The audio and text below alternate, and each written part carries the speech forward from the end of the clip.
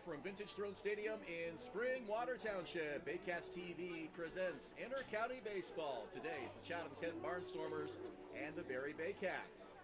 Hi again, everybody. Julius, Hern, and Ben Davy with you on a beautiful Saturday afternoon here at the ballpark. These teams square off for the fourth time of 5 visits in this regular season series between these clubs. We've only seen the Barnstormers. This will be the second time here in Barrie, but definitely a team to keep an eye on, Julius. They got through a little bit of an early season losing skid, but since that time, they've won 6 of their last 13 games. And they've had plenty of star powers to thank for that, stretch to get them back in the hunt in the IBL standings. Spencer Marcus and Seth Strong, especially among those. Seth Strong, I want to highlight him because he's on Triple Crown watch so far this IBL season. He was leading in batting average a couple weeks ago. That's since been taken over by Caden Cardoso, but he's also leading the IBL in slugging percentage, OPS, home runs, and RBI, so definitely a huge factor as to why Chatham-Kent has been so successful this season. But right behind him is Hayden Jaco for the Baycats, who's had an incredible start to his season, leading in on-base percentage, and was leading in batting average for a time, so those are 2 names you definitely want to keep an eye on this afternoon. It's almost time to play ball. Let's join our public address announcer, Rob Daniels.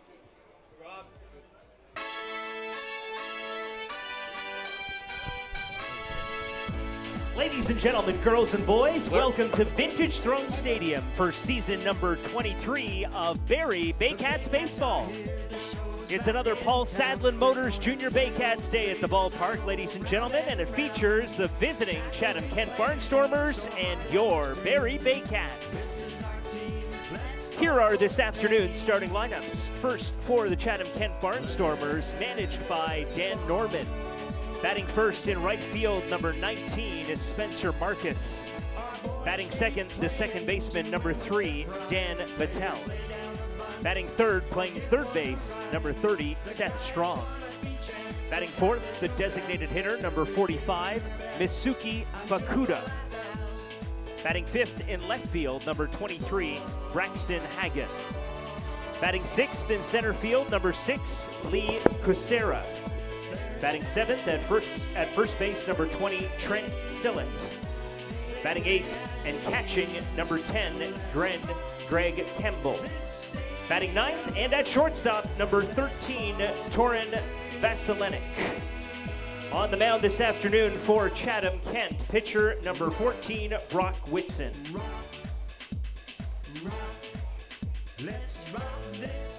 And now, the starting lineup for your Barrie Baycats, managed by Josh Matlow.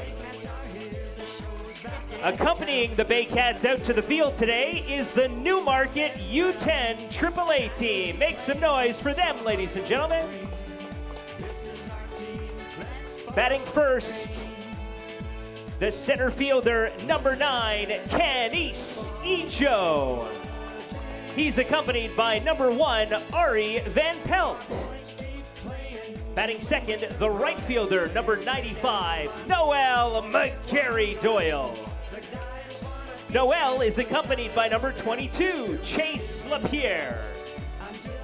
Batting third, the third baseman, number 55, Hayden Jaco. Hayden this afternoon is accompanied by number 11, Chase Stables. Batting fourth at first base, number 20, Nolan Macabroda. Nolan is accompanied by number 99, Grayson Keating. Batting fifth, the designated hitter, number 29, Malik Williams. Malik is accompanied by number 34, Jackson Dabazinkas. Batting sixth at shortstop, number 26, Adam Odd. Adam is accompanied by number 16, Lakai Delancey. Batting seventh in left field, number 2, Ricky Phillips. Ricky is accompanied by number 77, Luke Smith. Batting eighth, the catcher, number 44, Tyler Plumpton. Tyler is accompanied by Mitchell Cilia. And batting ninth, the second baseman, number 47, Brad McQuinn. Brad is accompanied by number 12, Ryan Carpino. And on the mound this afternoon for your Barrie Baycats, number 30, Juan Benitez. Accompanying Juan is number 55, William Scotland.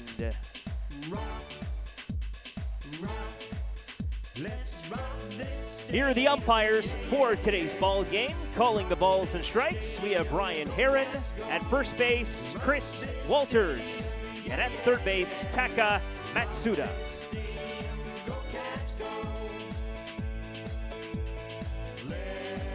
Ladies and gentlemen, we ask that you rise if you are able to and kindly remove your caps.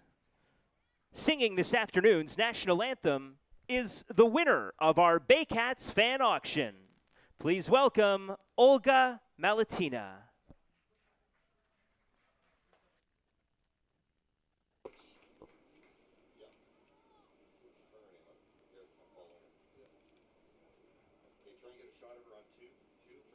Oh, Canada, our home and native land, true patriot love in all of us command. With glowing hearts we see thee rise, the true north strong and free. From far and wide, oh Canada, we stand on guard for thee. God keep our land glorious and free. Oh Canada, we stand on guard for thee. Oh Canada, we stand on guard for thee.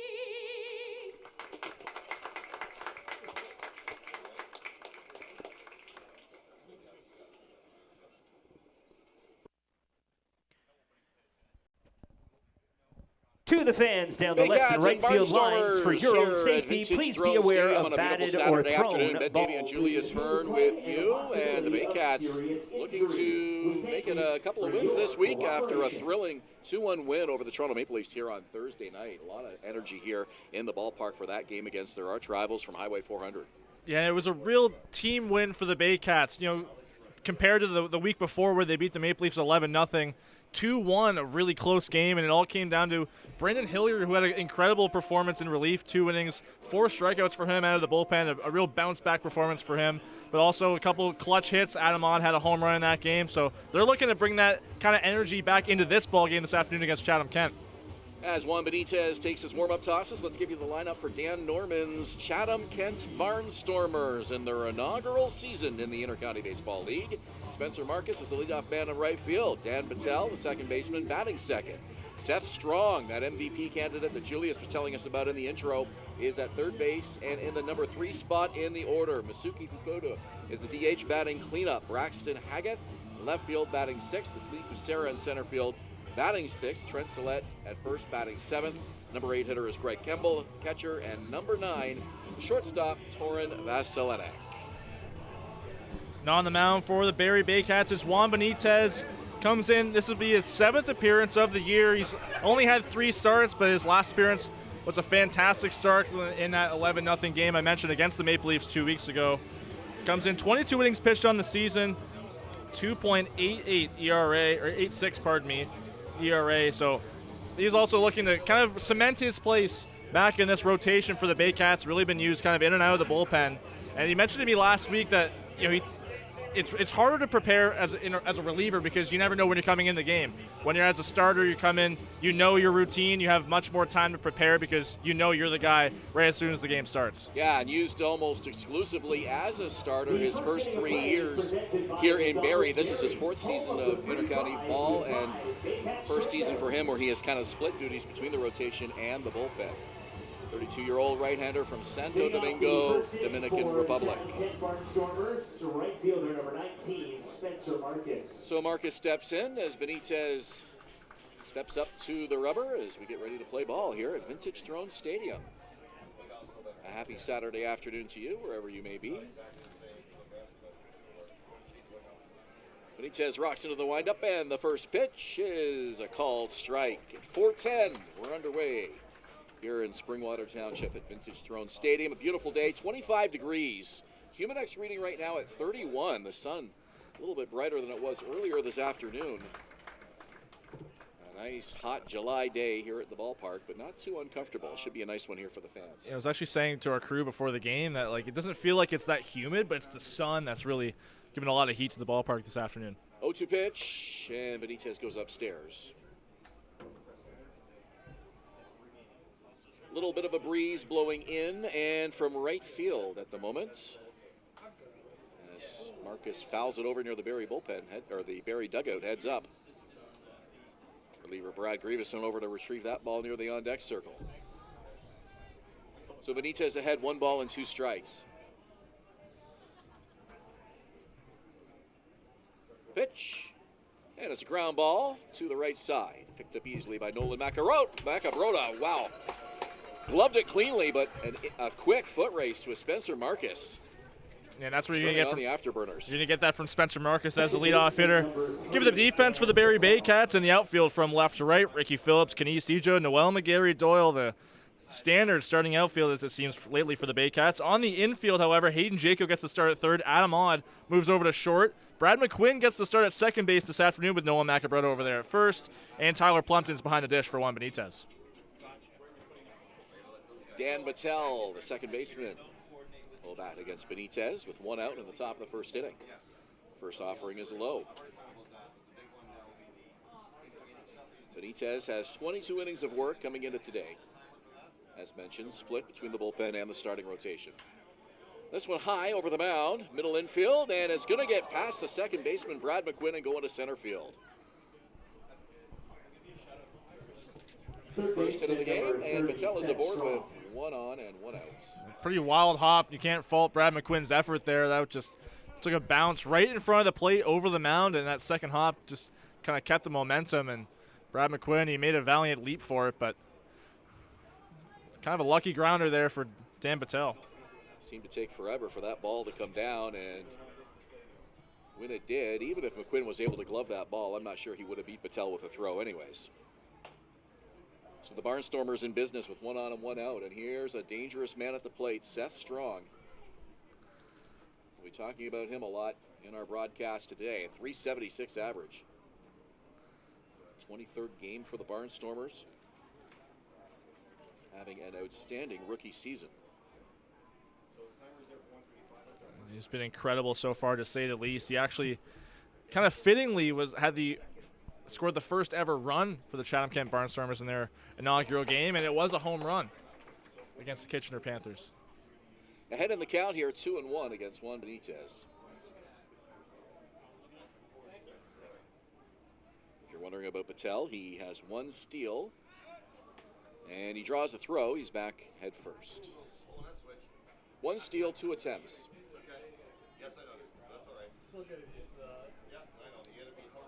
Middle infield looking for a ground ball here. Try to turn 2 and get out of the inning. Here's the pitch from Benitez, and it's hit up the middle. Another hopper handled by McQuinn, makes the throw, not in time. He basically just skipped that right into the dirt, and the throw goes over to the dugout. Runners on the corners now.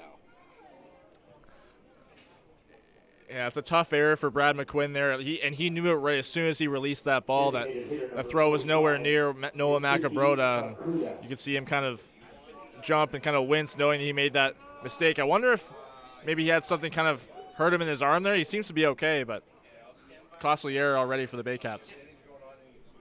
Yeah, the release point on that throw just didn't look good.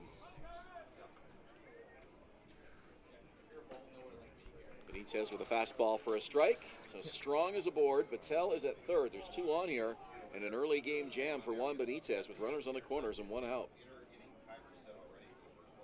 Masuki Fukuda, cleanup man, and DH, swing and a miss. 0-2. Just based on the placement of that ball, too, I'm not even sure if McQuinn would have had a play. It would have been very close. Seth Strong's a big guy and runs pretty well for his size, but I think Brad McQuinn, you've seen how good he can be defensively as of late, even on the infield. His last start at second base made a couple diving plays. Fukuda fouls one back to the screen, so the count 0-2.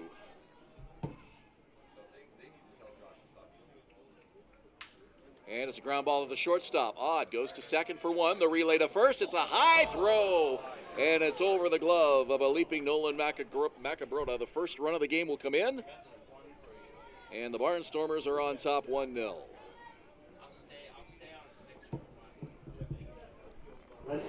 Kind of just touched on it there. Another tough one for Brad McQuinn. And it is tough when you're warming up, maybe knowing if you're going to play the outfield and then you move back to the infield. You kind of, your release slot kind of gets, it has to change on a dime. But when we started the game on the infield, I'm not sure what kind of adjustment he's going to have to make on this one.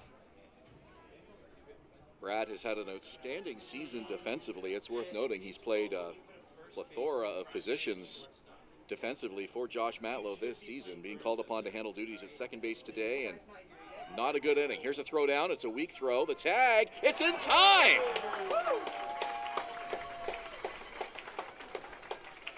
So that'll do it for the Barnstormers as the tag is applied and the third out is recorded. They get a run, and through a half an inning, that's a 1-0 Chatham-Kent lead. You're watching Baycats TV and Rogers TV in Barrie. The best of the Intercounty Baseball League descend on the Rose City on July 20th as the 2023 Dominico Cup champion Welland Jackfish and Welland Stadium host the 2024 Intercounty Baseball League All-Star Showdown and Home Run Derby. From basic to cosmetic dentistry, Smiles on ESSA Dental has all your dental needs covered to knock your oral health out of the park. Hi, I'm Chrissy Fans from 400 Chrysler and Barrie Chrysler Dodge Jeep Ram. This year, we are the community partners of the Barrie Baycats. Community is near and dear to our hearts here at the dealerships and one of our core values, so we can support local and shop local.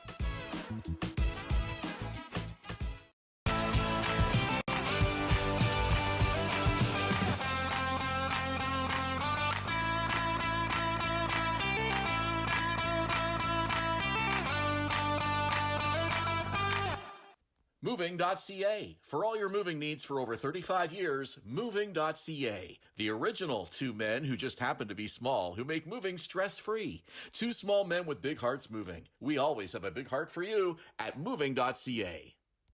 At Domino's, mix and match any 2 or more pizzas and sides for just $8.99 each. Like when pizza night's more like pizza and lava cakes night, or pasta and stuffed cheesy bread night, or we're gonna need a bigger table night. Mix and match Canada's favorite pizza and more at Domino's. The first inning at Vintage Throne Stadium, Barnstormers and Baycats. It's brought to you by McDonald's Barrie, home of the free fries with 5 Baycat strikeouts. We've played half an inning. It's 1-0 Chatham-Kent. Kenny Sejo to lead it off. Noel McGarry Doyle to follow. Hayden Jaco batting third. Nolan Macabrota, Malik Williams, and Adam Odd, 4, 5, 6. And then the bottom third of the order features Ricky Phillips, Tyler Plumpton, and Brad McQuinn. On the mound for the Barnstormers is Brock Whitson. Comes in for his 10th appearance of the season, 5th start. He's pitched 27 in the third innings to a 3.62 ERA. Been a solid arm for the Barnstormers so far this year, looking to carry over that momentum here against Barrie. First pitch is a fastball for a strike. Interesting decision by manager Dan Norman to send Masuki Fukuda in the top half of that first inning, with the Barnstormers looking to get a little bit of a rally going and capitalize on a couple of errors. Fukuda did not have a stolen base attempt so far this season, and he gets thrown out to end what could have been a big inning for Chatham-Kent. Pop-up is behind the dugout and out of play. And Fukuda usually a catcher, but DHing today in that kind of cleanup spot for Chatham-Kent. So, yeah, definitely a bit of an odd decision. He looks like he was running well, but maybe just didn't get a good enough jump there off Juan Benitez.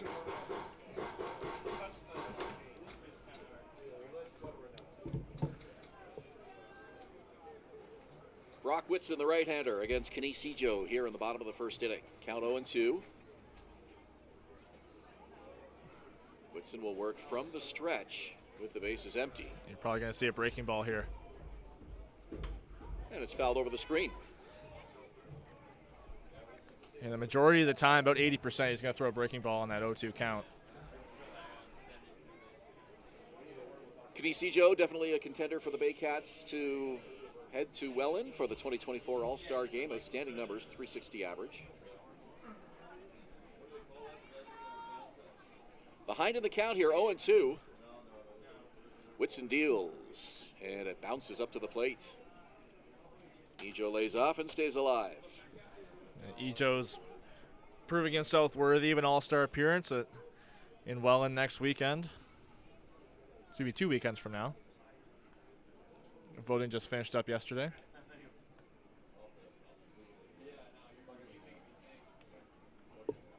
The pitch from Whitson, and it's hit on the ground to short. Vasilenic gloves it cleanly. Strong throw in time. 1 out in the inning.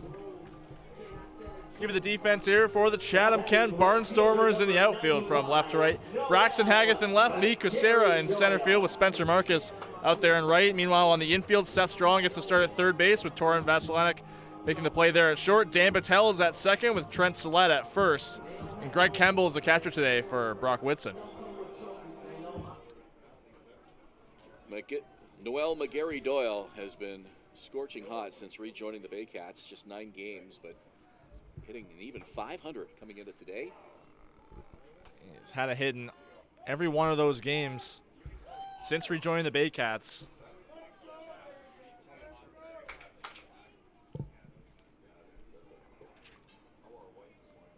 Oh, 1 pitch, and it's inside as McGarry Doyle spins out of the way. Count 1-1. And he's definitely lived up to expectations. I remember when his re-signing was announced to the team just about a month ago, and everyone on the team was really excited to have this guy back. They know what he can do.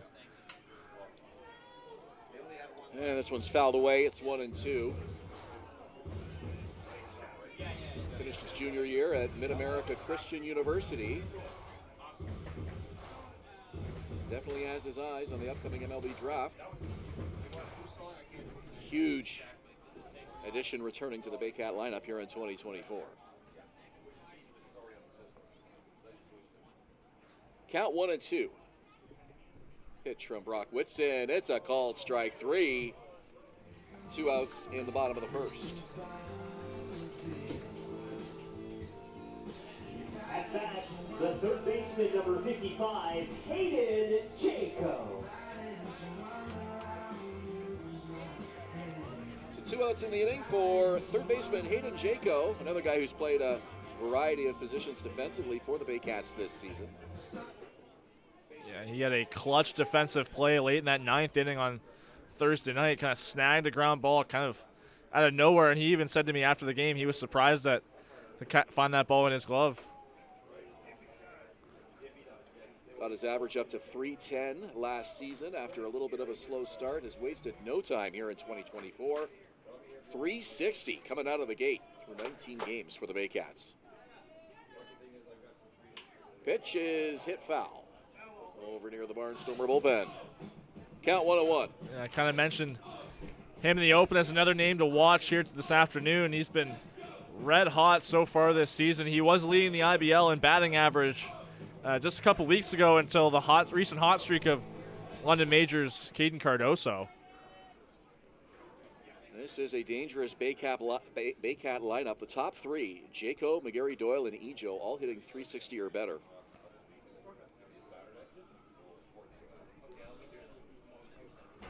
Meanwhile, you got Nolan Macabroda on deck, and he himself hasn't been a slouch. He's hitting over .300 himself. Yeah, keep going down the lineup. The top 5 are all hitting .300 or better.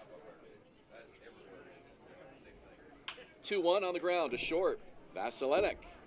Lots of time. In time for the out. 3 quick outs here for Brock Whitson and the Chatham-Kent Barnstormers. Through 1, it's 1-0 Chatham-Kent on Baycats TV and Rogers TV in Barrie.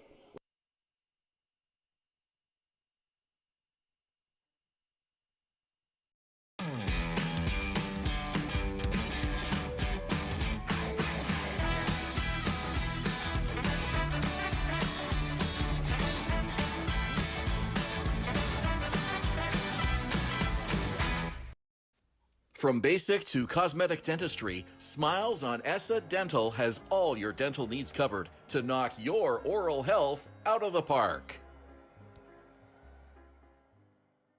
Danielle May Real Estate, supporting the Barrie Baycats and ready to help with all of your real estate questions. What is your home worth? Should you sell now or wait? Danielle is dedicated to your success. The next time you think real estate, think Danielle May.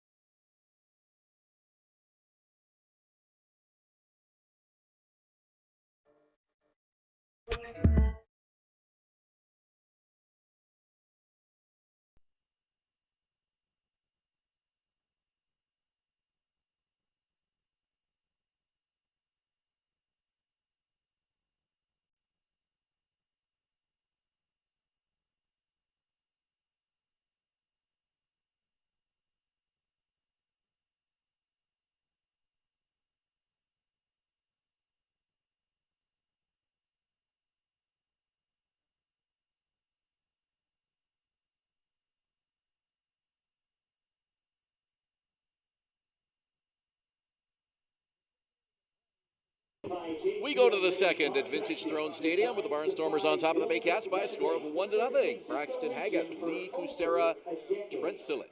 2 up for the Barnstormers here in the second inning. Barnstormers were able to manufacture a run after Dan Battelle singled, got to third on an error, and then scored on a potential double play that the Baycats were unable to turn. Masuki Fukuda caught stealing to end a threat in that top of the first inning. This one on the outfield grass, and back there to make the catch is Adam Odd, one away. Yeah, and luckily for Juan Benitez in the stat department, that's not going to be an earned run. Is that if McQuinn was able to turn that double play at second base, that would be an inning-ending double play. This is Lee Kusera. 260 through 19 games for the Barnstormers. First pitch swinging. It's a ground ball to second. McQuinn, no trouble there. 2 quick outs behind Juan Benitez. First baseman number 20, Trent Sillett.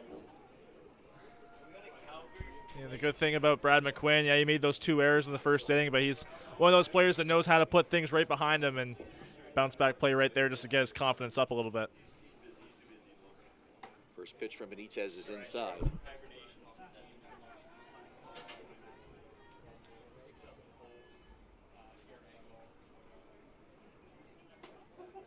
Outside corner for a strike, and it's 1-1. Sillett hitting .203 through 17 games. Just 3 RBIs early in this 2024 campaign, and he lifts that one foul. Another Junior Baycat Day here at the ballpark on this Saturday afternoon, and kids enjoying the inflatables, the tic-tac-toe, the batting cage, all kinds of fun things going on here for the youngsters. It's another ground ball, this one to the shortstop, Adam Odd. In time for the out.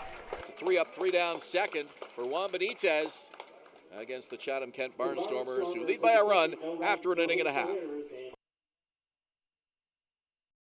Visit Alliance Billiards and Sports in the northeast end of Barrie. A fun, friendly family environment offering pool, darts, karaoke, and live entertainment. Enjoy a large variety of delicious food and drinks on the patio. You'll come as a stranger and leave as a friend. From basic to cosmetic dentistry, Smiles on Essa Dental has all your dental needs covered to knock your oral health out of the park.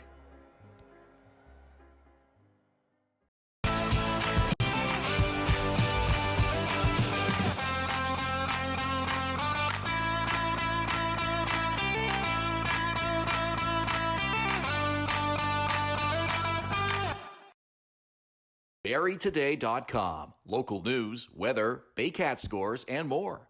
BarrieToday.com. Your community, your news.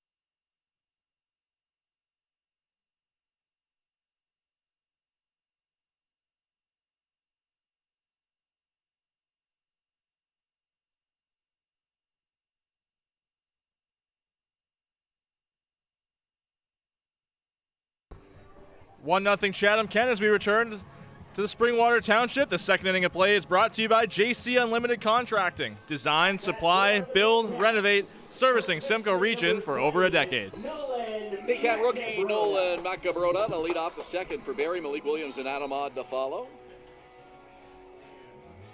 Happy to have you along with us this afternoon at Vintage Throne Stadium. Hopefully you can get out to a ball game this year if you haven't been so yet.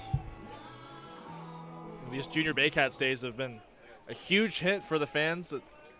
Tons of stuff for the kids to do around the park, and you should see after the game they swarm the Baycats dugout looking for autographs. It's pretty incredible to see. Got lots of exciting themed games this season on the 2024 schedule. Brand new scoreboard above the right field fence. Lots of new and exciting things here at the ballpark, and we'd love to have you out some afternoon or evening. We just had Christmas in July on Thursday. That was, I don't know about any of the fans here, but that was really fun for me. I was wearing my Santa hat all game. Ground ball to first, and it's gloved easily by Trent Sillett, and 1 out in the inning. Yeah, that's the first time we've done the Christmas in July, at least since I've been here with the Baycats. And Yeah, I remember we were supposed to do it last year, and the game actually got rained out. So I'm glad we actually got it in this year. It's pretty fun. There's some Christmas music in between batters throughout the game, and in between innings. It was pretty fun. I have one of those really fun Christmas light-up sweaters I was going to wear. It might have been a little warm for a sweater, though. But that's what I would have worn if I was here. So it's Malik Williams, the DH now. Low and outside, ball 1. Hard to believe we're coming up on the halfway point of the 2024 season. It seems to go by so quickly every year. Seemed to fly by so far. It's hard to believe we're already in July. The playoffs kind of seem to sneak up on fans sometimes. You blink and it's first round already. And it's a short season here in the Intercounty Baseball League. They don't play right through to the end of the summer, but first round of the playoffs usually starts last week of August or so, by the time all the makeup games are completed. 1 ball, 1 strike. Pitch from Whitson. And it's 1-1. In the Baycats' last game of the season, they're actually going to end the season on games on 3 straight nights. Chatham-Kent will be here on the 15th of August, and then Baycats are at Brantford the next night, and then we'll close it out here against Hamilton on the 17th. Ground ball up the middle, and it's into the glove of Vasilanic. Gets up, throws, and it's in time for the out. What a play by Torin Vasilanic. Fantastic diving play there from Vasilanic, and Williams is kind of nursing a bit of a calf injury. That's why he hasn't been playing a lot of first base. It's just been the DH of the last few games, but wasn't running as hard as he could down the line. I'm sure if he was, that play would be much closer. Yeah, you got to understand, these guys go all out to the extent that they're able, but the last thing you want to do is re-aggravate an injury, and Williams not quite 100% with that just yet, so got down there as quick as he could, but not a situation where you want to risk re-injuring. 2 out, so 5 straight retired by Brock Whitson, and it's Adam Odd now.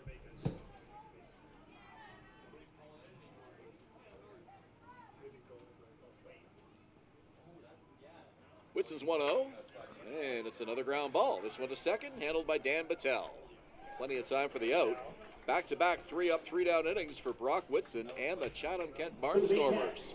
We've played 2, it's still 1-0. You're watching Baycats TV and Rogers TV.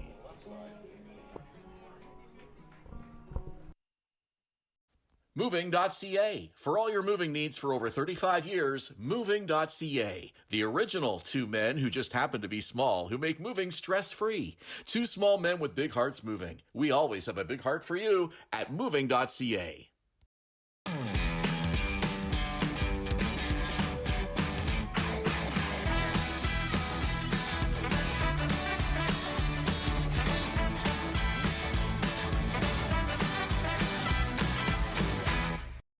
The only North Barrie Market, your go-to for homemade meals, catering service, and the freshest locally sourced meat.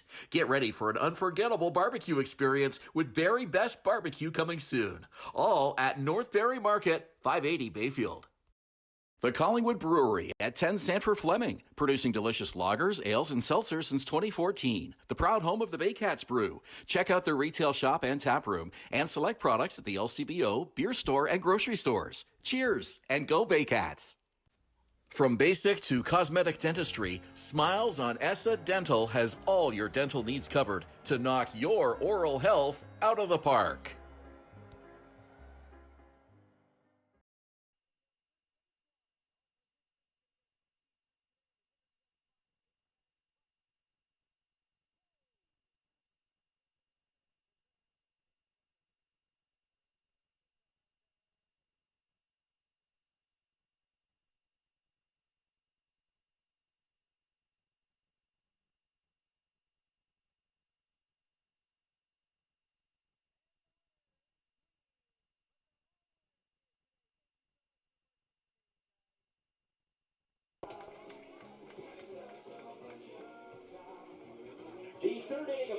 Top of the third at Vintage Throne Stadium. Juan Benitez concludes his warm-up tosses.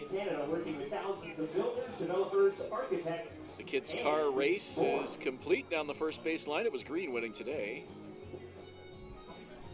Sometimes you see the players get involved there and help out the ones that are straggling a little bit behind. But that was a clean race today. Catcher number 10, Greg Kemble.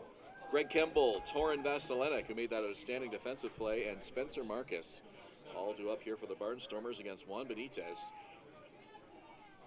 A couple of quick innings here at Vintage Throne Stadium. Couple of errors and a base hit, leading to Chatham-Kent's only run of the game. The only run for either side so far. And Greg Kemble looking to get something started, still hitting below the Mendoza line, just 192 already through his first 9 games, 5 for 26 on the year. But he's been very valuable for them defensively behind the plate. It's called strike. 1-2. Barnstormers 2-2 since snapping a 3-game losing skid on June 25th. Swing and a miss. Picked up by Tyler Plumpton, makes the throw to complete the strikeout. It's brought to you by IMP North. Shortstop number 13, Torin Vasilinek. Barnstormers brand new to the IBL here in the 2024 season, and this is their inaugural franchise year. Started off winning their first 2 games in franchise history. Lots of excitement with the fan base and sponsors there in Chatham-Kent, and then hit a little bit of a dry spell. They had a 7-game losing streak, which took them through late May into early June, but have bounced back nicely since then. So after a 2-7 start through 9 games, they seem to be hitting their stride a little bit here now in the middle part of the season with a 6-7 record in the 13 games that followed. A pop-up, shallow left field. And the catch is made. Ricky Phillips, 2 away. Right fielder number 19, Spencer Marcus. Yeah, I think the biggest spot, I mean, at least for Chatham-Kent that they want to improve on is kind of winning on the road. They're just 3-6 on the road this year, and against a team, the Baycats, who have been great at home so far, 7-3 here at Vintage Throne Stadium throughout 2024. One of those wins against the Barnstormers just a few weeks ago. The Barnstormers have yet to beat Welland or London. They have the one win over Barrie that we mentioned. This one hit weakly to second. McQuinn has to hurry, and he gets the throw in time for the out. So a busy start to this ball game for second baseman Brad McQuinn, but he executes nicely there on another tricky ground ball to second base. 3 up, 3 down go to the Barnstormers. We head to the bottom of the third. 1-0 Chatham-Kent. From basic to cosmetic dentistry, Smiles on Essa Dental has all your dental needs covered to knock your oral health out of the park.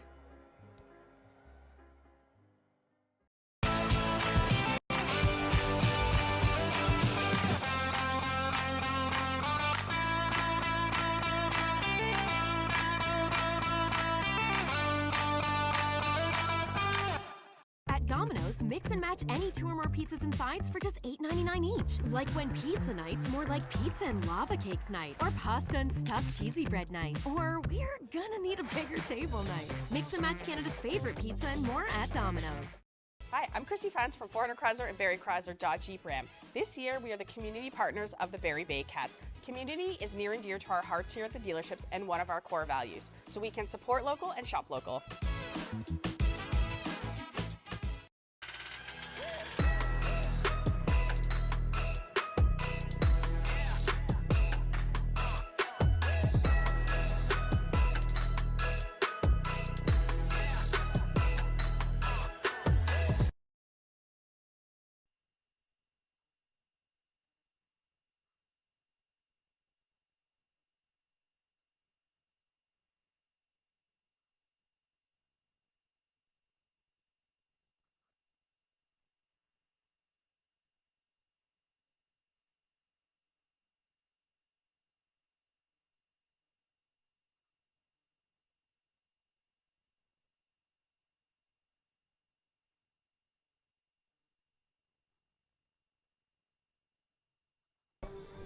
Welcome back to Vintage Throne Stadium. We head to the bottom of the third inning, and it's brought to you by Render 3D Quick, the #1 architectural 3D rendering company in Canada, working with thousands of builders, developers, architects, and more. Brock Whitson and the Barnstormers breezing through 2. He has retired 6 in a row, and he'll face the bottom third. Ricky Phillips, Tyler Plumpton, Brad McQuinn. Try to get something going off Whitson here in the bottom of the third inning. But a low-scoring game here on Thursday night, a 2-1 Barrie win over the Maple Leafs. And this one shaping up to be another pitcher's duel here today between Brock Whitson and Juan Benitez. Yeah, if anybody's going to get this party started for the Baycats, it's got to be Ricky Phillips coming in this game on a 5-game hit streak. Especially as a leadoff hitter, that's a guy you want to get on base often and early. We all know the speed he has on the base pass. Whitson's first pitch to Phillips is high and inside. Phillips 254 through 18 games. He's been reliable in the lineup. Leads the Baycats in game appearances this season with 18. That one in the dirt and to the backstop.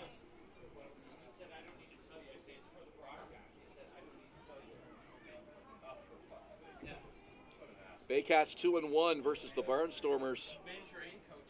Coming into today, Chatham-Kent took the back half of a 2-game weekend series at Fergie Jenkins Field on June 15th by a score of 12-4 on Saturday afternoon.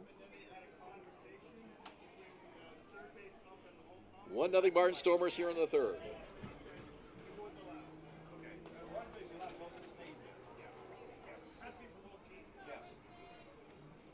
Whitson to the belt, kicks and deals.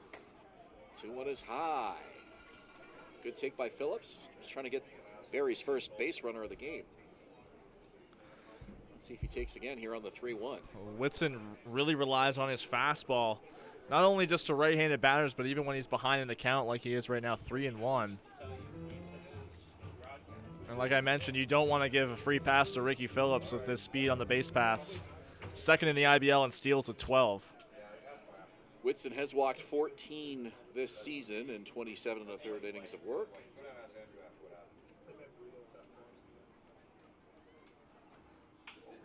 And a fly ball to left field. Hageth has a read on it and takes it for the out. Hardest hit ball of the afternoon for the Baycats so far today. Yeah, they've really struggled to get some hard contact in the air off of Brock Whitson. Everything has been on the ground for the most part. 5 putouts on the ground. That's the first one in the air for Chatham defense. 5 balls hit on the ground, a fly out, and a strikeout. And a very low pitch count so far for Brock Whitson. Plumpton showing bunt. 1-0 the count. Not a bad strategy, and you see how deep Seth Strong was playing there at third base. He was about 4 or 5 paces behind the bag. Now he's playing even with it. Another fly ball. This one hit pretty deep. Left center field, and it's into the glove of Braxton Hageth for the second out of the inning. 2 deep fly balls. That one even further than the one off Phillips' bat. So the Baycats finally starting to barrel up on Brock Whitson here, but still looking for their first base runner. Yeah, Phillips and Plumpton really taking advantage of some of those up in the zone fastballs from Whitson. Like I mentioned, he's going to throw those a lot to right-handed hitters, and a bit more of a challenge here for McQueen. He's going to see a bit more breaking action. Yeah, I would think that may be a warning for Whitson to stick to the breaking ball, keep it down on the zone. Try to get those groundouts that were working well for him in the first 2 innings. Number 9 hitter Brad McQuinn. Inside.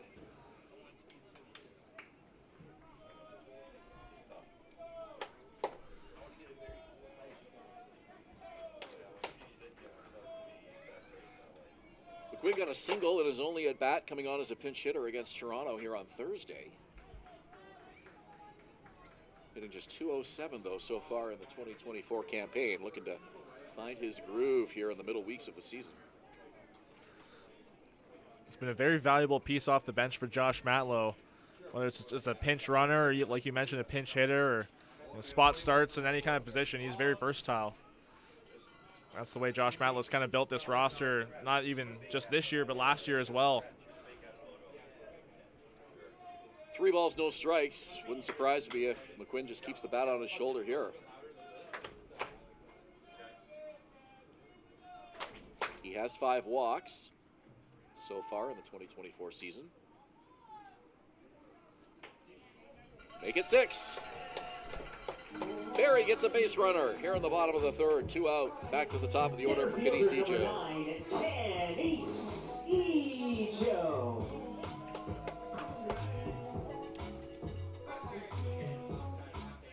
So now the question is, how aggressive will Brad McQuinn be on the bases here with 2 out? Love to get in the scoring position with Ejo up and McGarry Doyle to follow. 2 outs in the inning, though. I didn't see him get any signs there from Andrew White. He's got a pretty modest lead being held on there by Salette at first. Baycats have been very aggressive on the bases this season. Time is called as I think a ball got loose in the outfield.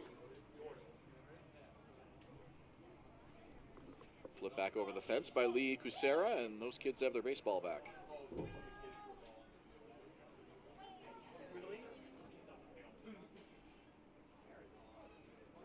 We have fans watching the game through the fence in all 3 outfield positions today, left, center, and right. Nice afternoon to just sit out there and watch the game through the fence. To left field, it's a base hit, and it's going to go all the way towards the warning track. To third is McQuinn with a head-first slide, and into second with a double is Kenny Ejo. 2 on, 2 out, and Noel McGarry Doyle comes to the plate for the Baycats. It was coming eventually. There's the first hit for the Baycats, and that one for Ejo is especially going to give him a little bit more confidence back. He went 0 for 5 on Thursday night against the Maple Leafs, and that ended a 6-game hit streak he had going. And you know, his speed again, that might be a single for some players, even with the way Braxton Hageth was playing a little bit shaded more towards left center field, but with Ejo's speed, he turns that into a double, no problem.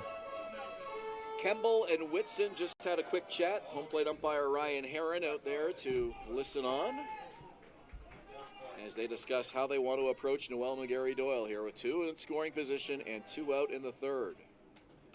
First jam of the ball game for Brock Whitson. First pitch. It's low for a ball. No question, they want to pitch McGarry Doyle carefully, but you've got big bats behind him too. Hayden Jaco, hopeful for an at-bat, waiting on deck. Well, that's just what makes this Baycats lineup so dangerous, especially at the top, like we were mentioning earlier. On the ground, up the middle, through into center field. It's a base hit, and in to score is Brad McQuinn. Right behind him, Kenny Ejo. RBI double for Noel McGarry Doyle, and Barrie is on top 2-1. The heads up there for McGarry Doyle advancing to second on that throw. I don't think that they had a shot at getting Ejo at the plate with his speed. He was already thinking about rounding third, and he got the sign from Andrew White, the third base coach. And easy 2 runs for Barrie with that base hit for Noel McGarry Doyle. Make that 10 straight games with a hit for him.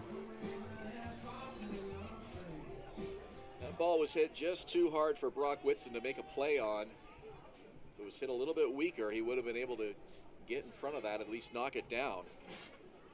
But unable to do so, and a big hit for Noel McGarry Doyle to give Barrie the lead.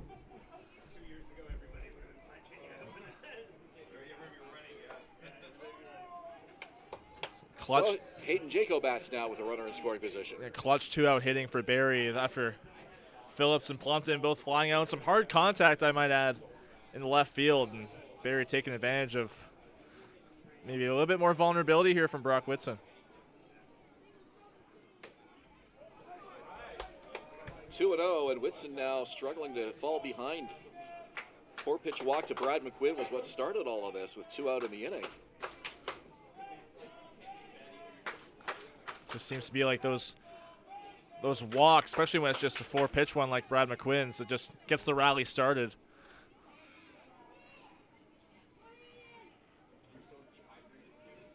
Checks the runner, the leg kick, and the delivery. And he fouls it off at home plate. The Baycats have had a number of big innings this year that started with 2-out rallies. And they're looking for another one here in the third inning.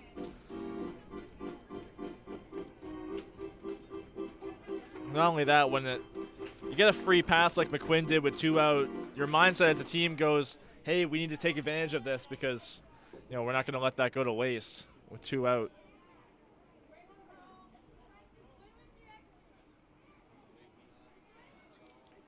Here's the 2-1.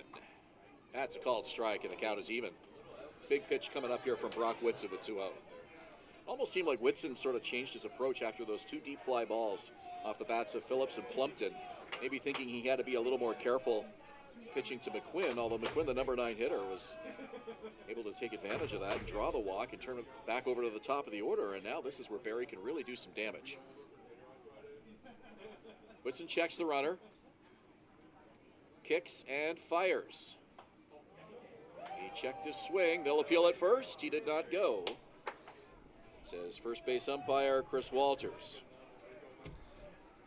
That pitch was up in the zone, and Jaco staying alive. It's now 3-2.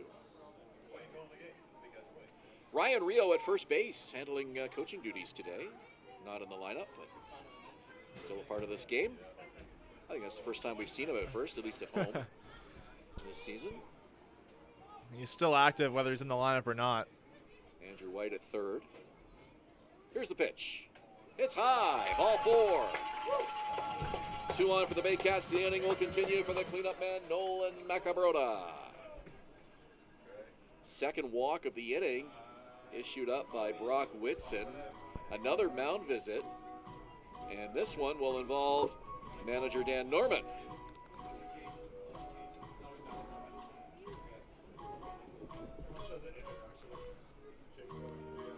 Looks like that's the pitching coach. So there's nobody up in the bullpen right now. There's a couple players stretching it out, but this one just maybe to get Whitson's mind back into things with 2 out. This is all kind of unraveled for him. 4 straight base runners for Barrie have reached. And Chatham's has since lost the lead. Yeah, I think you're right. That was Gilberto Rondon, the pitching coach, out for a quick visit. For the Baycats, first baseman number 20, Nolan Macabrota. So that should be an official mound visit, and yep, it comes off the scoreboard as one of the 6 mound visits that are allowed in the IBL here in the 2024 season. Nolan Macabrota, the rookie, to bat. Brock Whitson with the delivery, and it's a ground ball, foul. Brad Greveson's popped out of that dugout a couple of times today. I mean, sharp play there, we'll say. Maybe we can find him a spot on the infield before the end of the season.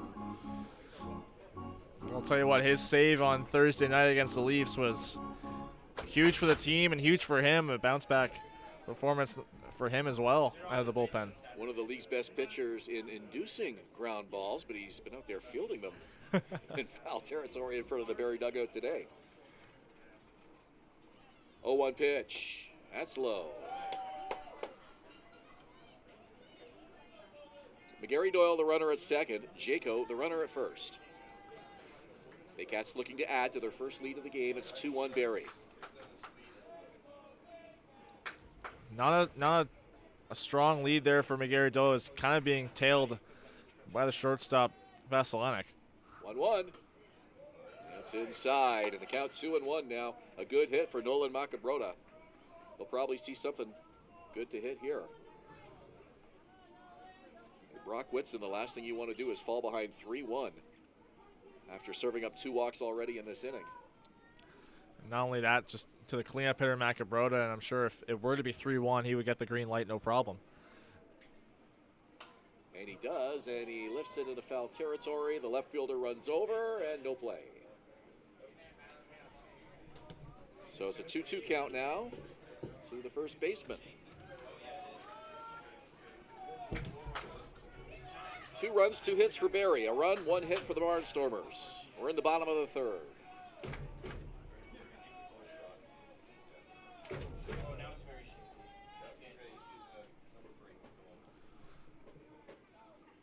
Cabrota waggles the bat, holds the hands up high.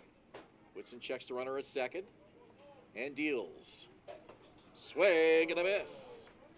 It's a foul into the glove for the third strike, and that'll do it. So the Barnstormers are off the field, but Barrie gets the lead. It's 2-0 Baycats through 3 here at Vintage Throne Stadium. You're watching Baycats TV and Rogers TV in Barrie.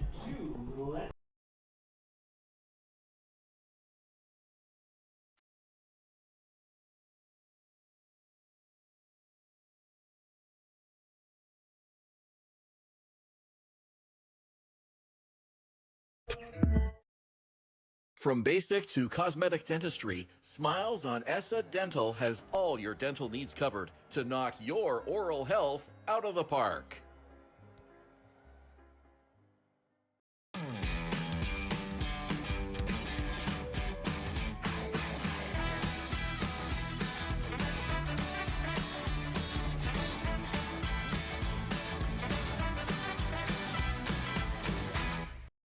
Danielle May Real Estate, supporting the Barrie Baycats and ready to help with all of your real estate questions. What is your home worth? Should you sell now or wait? Danielle is dedicated to your success. The next time you think real estate, think Danielle May.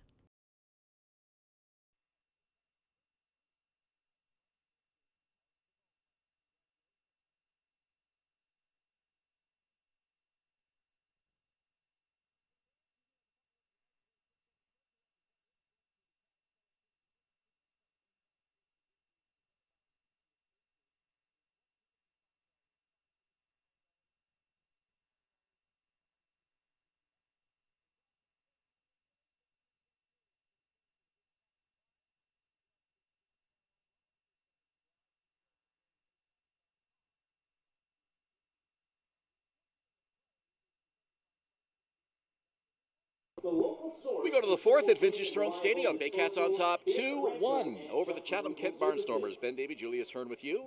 Dan Battelle strides to the plate to lead off the fourth for the Barnstormers. Second baseman, number 3, Dan Battelle. Patel had that first hit of the game off of Benitez and later scored on the second error by Brad McQuinn at second base. Baycats have since taken the lead.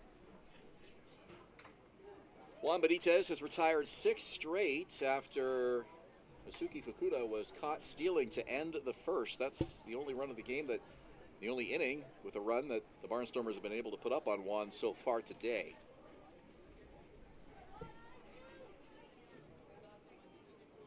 Count 1-1. One of the nicest days we've had at the ballpark so far this summer. Perfect summertime temperatures. A few umbrellas around the stands here, but most of these fans just soaking up the race. This one to first, and it's handled. And the relay over to Benitez. It'll be a 3-1 putout to lead off the fourth. Third baseman, number 30, Seth Strong.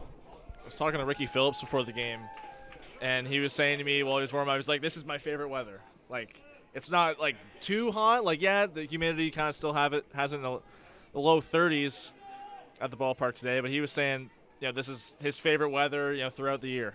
You couldn't get any better than this. There will be some games through July and certainly August where it's just, you know, the players are just dripping with sweat and it's hot and muggy and not quite as comfortable as it is today. It was funny to hear that from Phillips because, you know, the last couple of night games, not Thursday, but before that he was kind of wearing one of those, like, face scarves because it was so chilly. Yeah, I think he was the only Baycat that had one of those, but the temperature definitely changed in a hurry. Juan Benitez with a 1-1 count to Seth Strong. Here's the pitch, and Strong lifts that off the inside part of the plate. It's to left field, and the catch is made by Ricky Phillips. 2 out.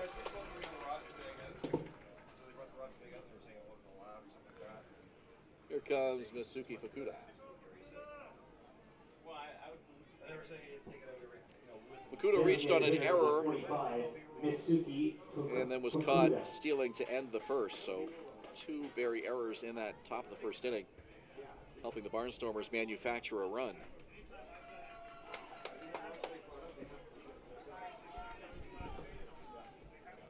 Actually, I don't think that play was an error because, you know, Seth Strong got out at second on that play, and I don't think you can charge an error on the fielder's choice. This one hit to left field. Phillips comes over and he makes the running grab. 3 up, 3 down. Go the Barnstormers. We go to the middle of the fourth. Barrie on top, 2-1 at Vintage Throne Stadium.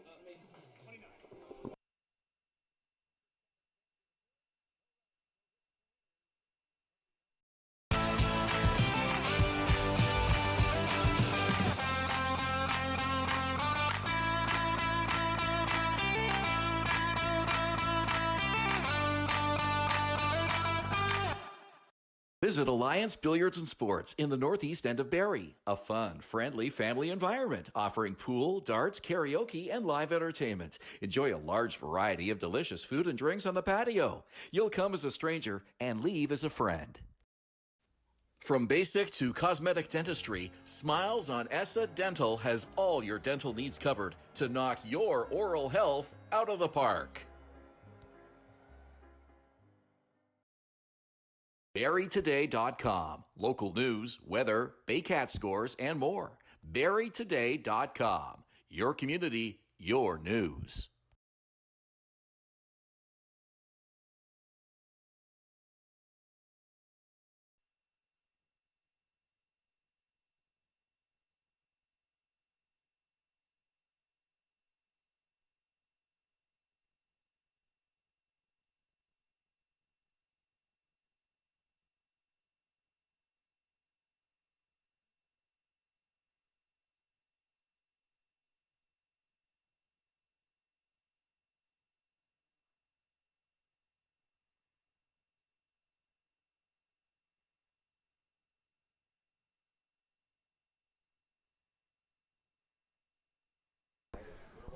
Welcome back to Vintage Throne Stadium. Bottom of the fourth inning as Malik Williams comes up to lead it off. It's brought to you by Clarkston Bins and Junk Removal, the local source for simple, clean, and reliable disposal bin rental and junk removal services. Brock Whitson and the Chatham-Kent Barnstormers had retired 8 straight Baycats before Brad McQuinn drew a walk to get a little bit of a mini rally going for the Baycats in the third. They'll try to get back at it again here in the fourth with Williams on and Phillips due up for Barrie. First pitch to Malik, and he hits it hard but foul. Left side.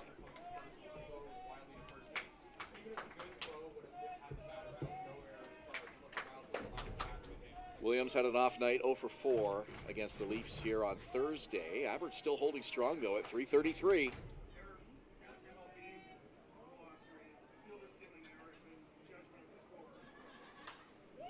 Williams hits it foul to the right side. So one on each side now. Trying to straighten out that swing and get a ball in play here with an 0-2 count. Yeah, Williams has kind of been up and down the last couple games. Hasn't been on that hitting tear that we usually see him on, but like I mentioned earlier, still nursing a bit of a calf injury that brought him back here from the Frontier League. And he hits this one to second. Dan Battle with an easy play. 1 out. The shortstop, number 26, Adam Odd. Adam Odd got off to a little bit of a slow start this season as well, but had a big home run here on Thursday night. He's looking to get a bit of momentum behind him. Yeah, in the games he's been here, he says he's putting bat on the ball really well. He's making hard contact, but it's just been right at the outfielders. So he just hasn't had the kind of hitting luck that other players might get. And that home run was a huge boost of confidence for him. Well, even with the average below 200, he's managed to lead the Baycats in runs batted in. And still leads them with 11 coming into today's game. So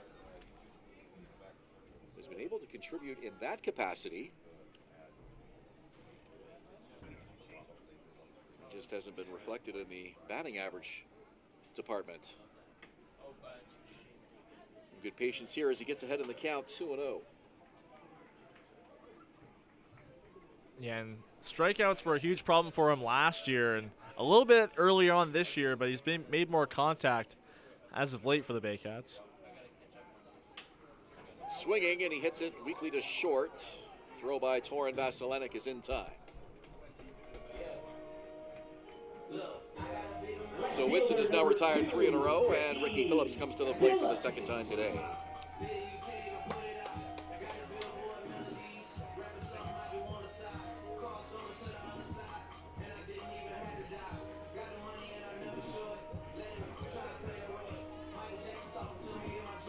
Baycats on top 2-1 here in the bottom of the fourth inning.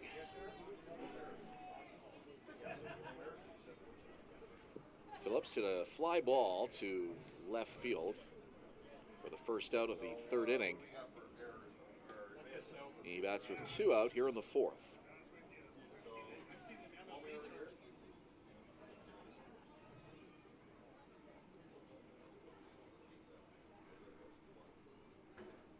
Whitson's pitch. Fouled back to the screen.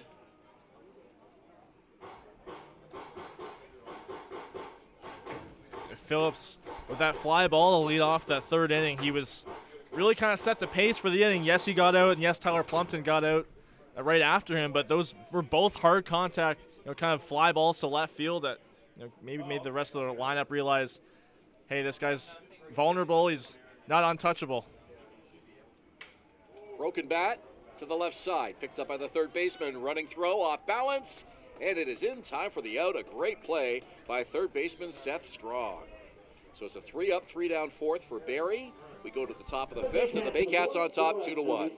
You're watching Baycats TV and Rogers TV in Barrie.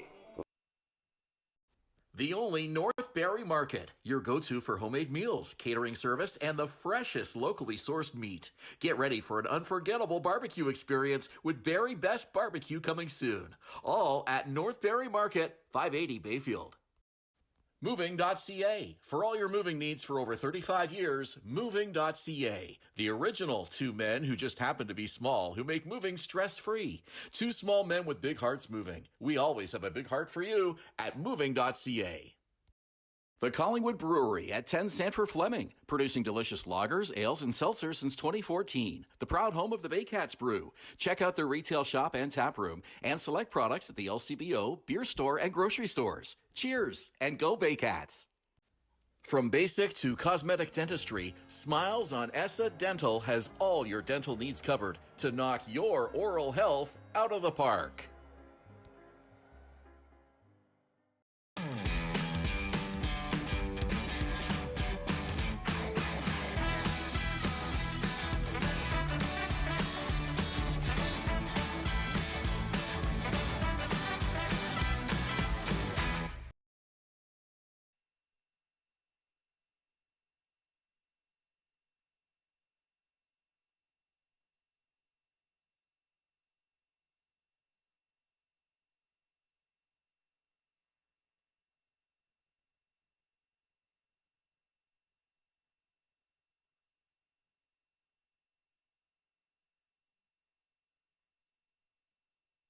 Fifth inning, Barrie Baycats leading the Chatham-Kent Barnstormers by a score of 2-1. Julius Hern along with Ben Davy and our Baycats TV crew. Braxton Haggith will lead it off for the Barnstormers, and he popped out to lead off the second inning, so his second straight time up where he's leading off. Facing Juan Benitez, who's had last 3 innings for him have been really quick, less than 10 pitches. Each of the last 3 innings for him after giving up the run in the first. Yeah, he is really cruising right along, having retired 9 straight. Had a 6-pitch second inning, a 7-pitch third inning, and an 8-pitch fourth inning. If he throws 9 in the fifth, 10 in the sixth, and continues that pattern, I'm sure Josh Matlow will be very happy. Line drive into left field, but right at Ricky Phillips, who collects it for the first out of the inning. And that's the third straight fly ball to Ricky Phillips. Seth Strong and Masuki Fukuda both hit fly balls to Phillips in the fourth inning, so it's been a busy ball game for him. It's funny how some games as an outfielder, it just seems like, every ball gets hit to you, and then other games, nothing. I mean, Phillips has had 3, 4. He's had 4 fly balls hit to him so far, and we're only halfway through this game. Well, there's another one out to left field, and that one's over Phillips' head and over the wall. Home run for Lee Casera on the first pitch, and Chatham-Kent ties it up. It's 2-2. Well, that was another fly ball Phillips' way, but just much deeper than the previous ones. And Casera got all of that one.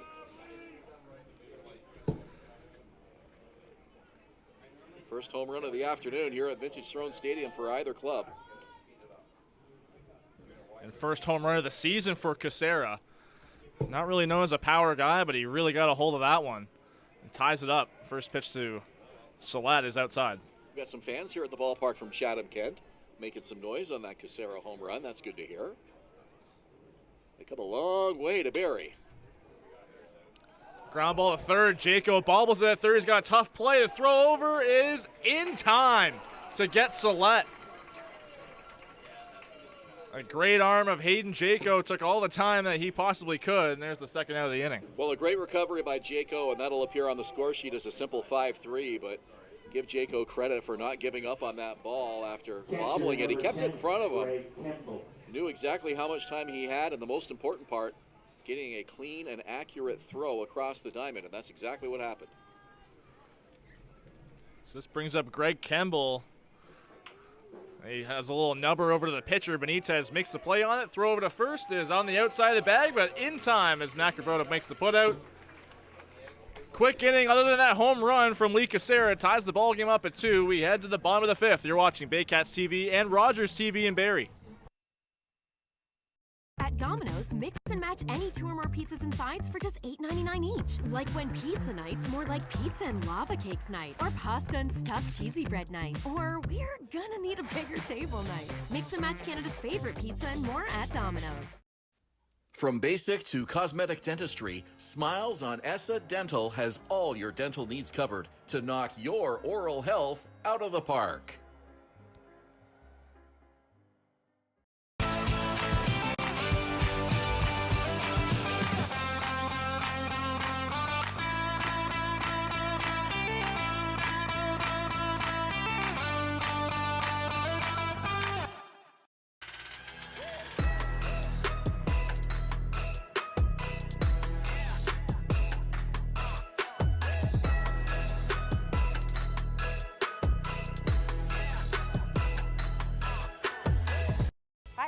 Fans from Fenner Chrysler and Barrie Chrysler Dodge Jeep Ram. This year, we are the community partners of the Barrie Baycats. Community is near and dear to our hearts here at the dealerships and one of our core values, so we can support local and shop local.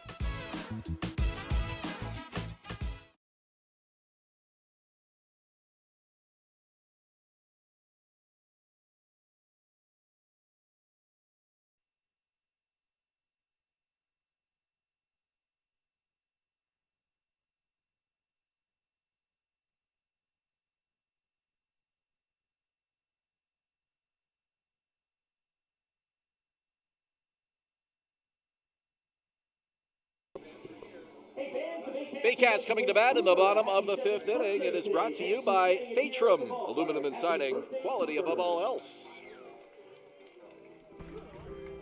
Bottom of the 5th inning here at Vintage Throne Stadium. Now a 2-2 ball game after a game-tying home run from Lee Casera in the top half. And Baycats will answer with Tyler Plumpton, Brad McQuinn, and then back to the top of the order with Kenise Ejo.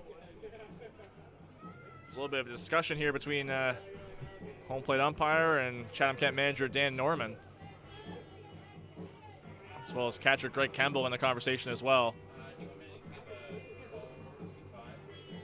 Well, I'm not sure if any substitutions are being made defensively here or not. That's still Brock Whitson out on the mound to pitch here in the 5th inning. No surprise.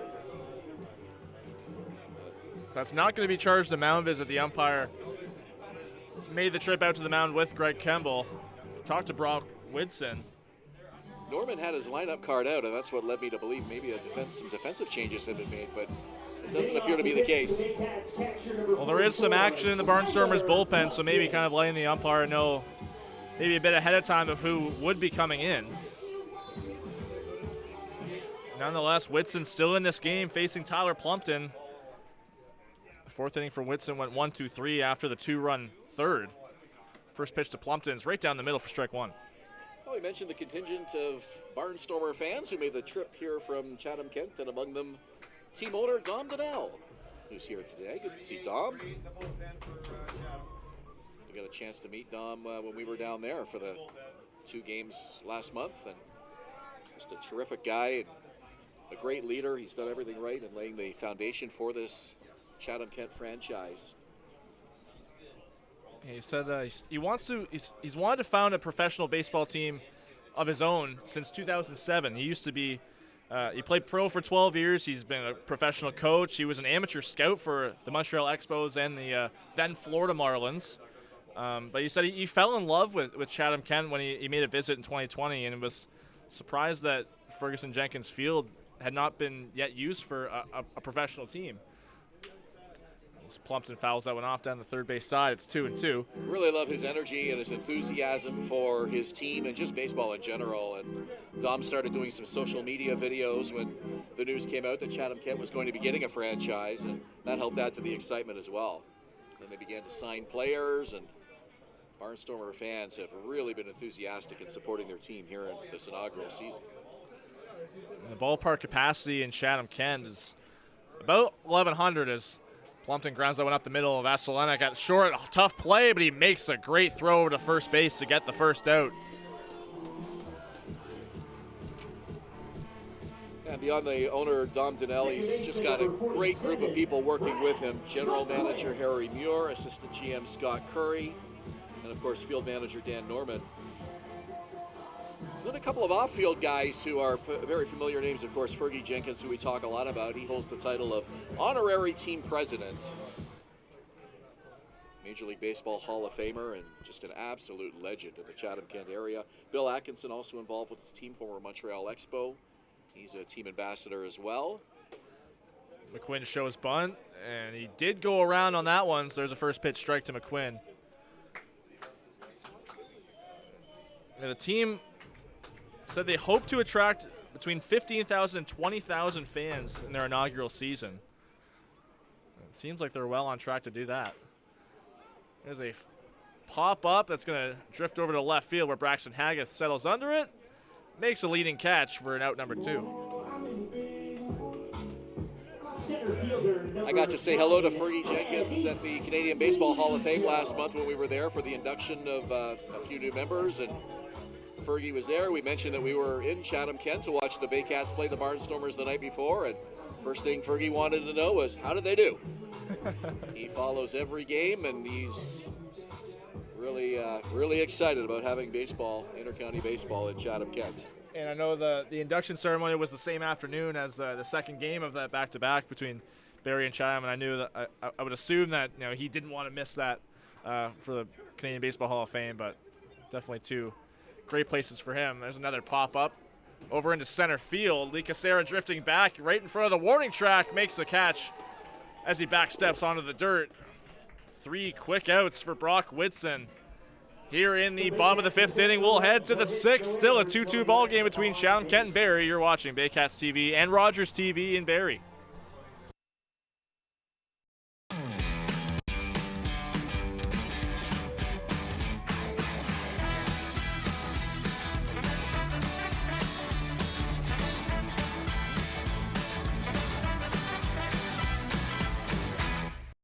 Danielle May Real Estate, supporting the Barrie Baycats and ready to help with all of your real estate questions. What is your home worth? Should you sell now or wait?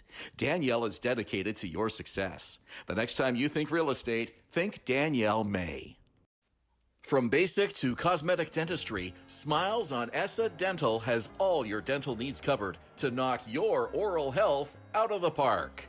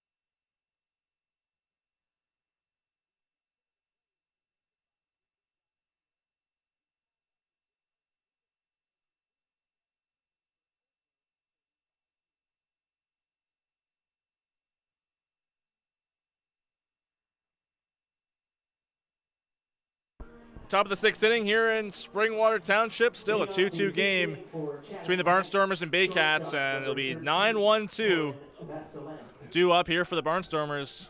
Torin Vasilenek will lead it off. Flew out to left his first time up. That was in the third inning. And he'll face Juan Benitez, who has cruised through the last 4 innings. First pitch is just outside. Single-digit pitch totals for Juan every inning since the first. And even despite giving up a home run and surrendering the lead in that 5th inning, he was able to keep his pitch count to 7. Really remarkable. Well, that's the thing about home runs. You kind of let them go, shrug them off right away, and move on to the next batter, and that's exactly what he did in the 5th inning at one called the strike. Yeah, the key is avoiding the big inning. If you give up a solo home run here or there, it's going to happen. The last thing you want to do, though, is fall into a rut where your opponent is stringing some hits together. Foul tip into the glove of Tyler Plumpton. There's a second strikeout of the game for Juan Benitez. Benitez has been so efficient with his pitching today. Mentioned just 2 strikeouts, but getting it done on the mound for the Baycats and going deep into this ball game. Well, the last time he pitched was here at home, not this past Thursday, but the Thursday before that against the Maple Leafs. The fans did not get free fries here at the ballpark. On Thursday. Not this past Thursday, but the one before that against the Maple Leafs where Juan started. Okay. He was just as efficient then as he is now. Didn't give up a run at all, Baycats pitching that game. There's a ground ball to short. Adam Ott took a neat path to that. On the run, throw to first is in time.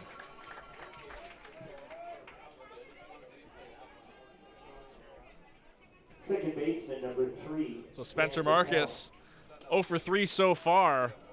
I'll bring up Dan Battelle, who's 1 for 2, including that first run of the game, scoring on that fielder's choice for Misuki Fukuda. Well, I would have to think that this is shaping up to be Juan Benitez's best appearance of the season. He's retired 14 of 15. Another one on the ground, right back to Benitez, who calmly gathers and throws to first, and another clean inning for Juan Benitez. He's been rolling as we head to the bottom of the 6th inning. Still a 2-2 game between Chatham-Kent and Barrie. You're watching Baycats TV and Rogers TV in Barrie. Visit Alliance Billiards and Sports in the northeast end of Barrie. A fun, friendly family environment offering pool, darts, karaoke, and live entertainment. Enjoy a large variety of delicious food and drinks on the patio. You'll come as a stranger and leave as a friend. From basic to cosmetic dentistry, Smiles on Essa Dental has all your dental needs covered to knock your oral health out of the park.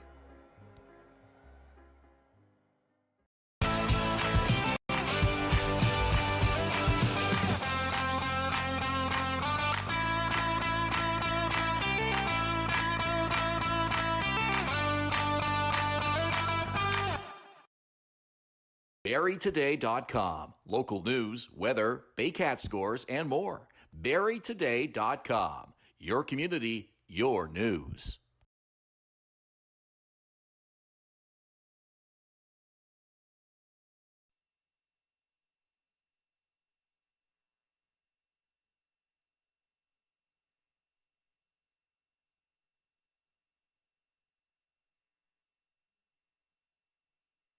Baycats and Barnstormers heading to the bottom of the 6th inning at Vintage Throne Stadium. This inning brought to you by Moving.ca. 2 small men with big hearts moving, making moving stress-free for over 35 years. Here's Julius. Thank you, Ben. Noel McGarry-Doyle to lead it off for the Baycats, and then Hayden Jaco, Nolan Macabrota. Dangerous part of the lineup against Brock Whitson, who's had 2 clean 1, 2, 3 back-to-back innings, kind of rivaling what Juan Benitez has done over his last 5. There's a ground ball foul. Well, if you enjoy great pitching performances, you have been treated to a couple of beauties here at Vintage Throne Stadium this week. Barrie's 2-1 win over Toronto here on Thursday, and now a 2-2 ball game between a couple of guys who are stringing together the outs. Brock Whitson and Juan Benitez. called strike, it's 0-2, pardon me. And you can even go back to last Sunday against Brantford. Yes, the Baycats lost the game 4-3, but Cesar Rosado earned IBL Pitcher of the Week with that performance. 7 innings, 1 hit, 12 strikeouts. That one's up and out away, pardon me. Outstanding pitching by the Baycats in those 3 games that you mentioned, and pitching has not been a concern for Josh Matlow this year. I'm sure he'll tell you that. And Rosado is going to be back on the mound tomorrow in Guelph. That's going to be a must-watch game. Another pitch outside, 2-2. It'll be the top 2 pitchers in terms of ERA in the IBL. It'll be Cesar Rosado for Barrie and Jacob Cush for the Guelph Royals. That's going to be can't miss. 2-2 pitch coming to McGarry Doyle. Fouls that one away. This has to be the deepest Baycats starting pitching staff since Josh Matlow took over in 2020. When you look at the 4 guys that he can put out there to start any given day, Frank Garces, Cesar Rosado, Carlos Sano, and Juan Benitez, who was here before any of them.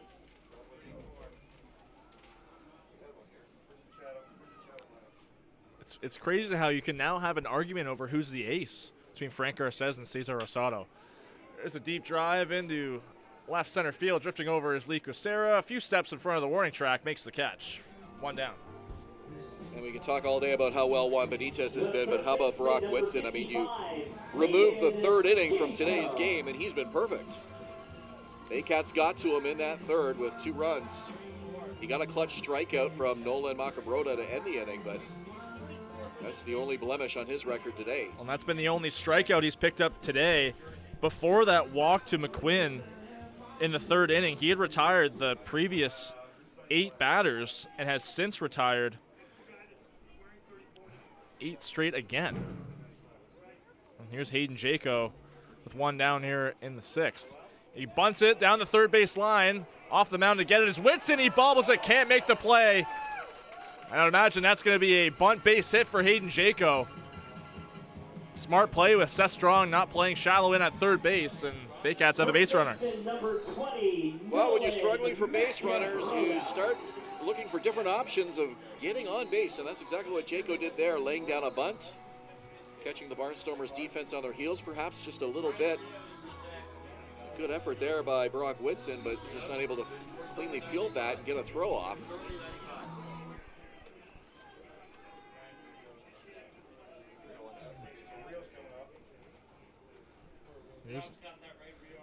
Here's Noah Macabrota with a runner on. Swings at the first pitch and pops it up. Shallow infield coming in to make the play there. At 2nd base. That's Dan Battelle for out number 2. And now the pinch hitter for Malik Williams is Ryan Rio.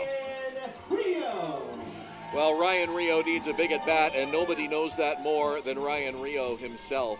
Very unreal-like numbers here in 2024, and the table is set here for a big moment for him as he comes into the game replacing Malik Williams, who had an 0-for-2 afternoon. Rio hitting just 180. Through 16 games this season, he's been in the lineup. Well, I wonder if that injury to Malik Williams may have been re-aggravated in this game. That's just some speculation, but maybe just a precaution for Josh Matlow, or just to get Ryan Rio a bit more time to heat up the bat. Breaking ball in there for a strike. Yeah, Williams hit a ground ball earlier in the game that a healthier Malik Williams might have been able to run out and make a closer play of at first base, but with the nagging injury and still not quite 100%, just unable to really go to his full potential. Wave and a miss from Rio. It's 1-2 with 2 down. As soon as Ryan Rio was announced as the pinch hitter, this crowd just seemed to amplify a little bit more.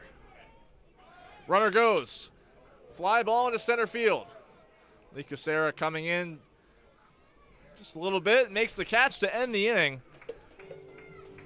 Baycats threatened with that base hit by Jaco, but don't cash it in. Still a 2-2 game as we head to the 7th inning. Ben Davy back on the mic to call it for you. You're watching Baycats TV and Rogers TV in Barrie. Hi, I'm Chrissy Fans from Hern and Barrie Dodge Jeep Ram. This year, we are the community partners of the Barrie Baycats. Community is near and dear to our hearts here at the dealerships and one of our core values, so we can support local and shop local.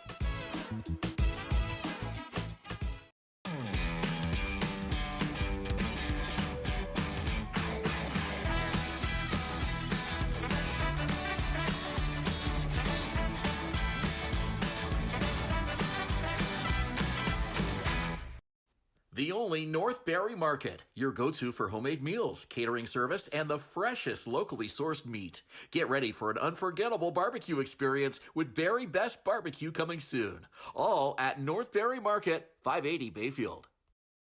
Moving.ca. For all your moving needs for over 35 years, Moving.ca. The original two men who just happen to be small, who make moving stress-free. Two small men with big hearts moving. We always have a big heart for you at Moving.ca.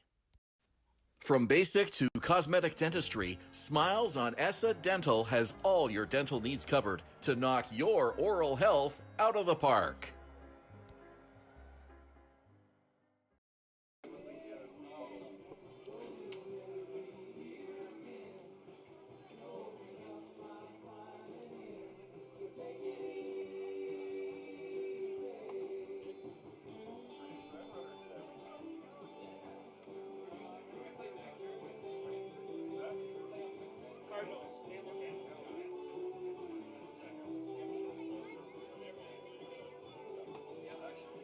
We go to the top of the 7th inning as the Chatham-Kent Barnstormers try to get back on top of the Barrie Baycats. We're tied 2-2. Barrie with a 2-run third. They have been scoreless since. A home run by Lee Kusera, getting the Barnstormers back into a 2-2 tie here.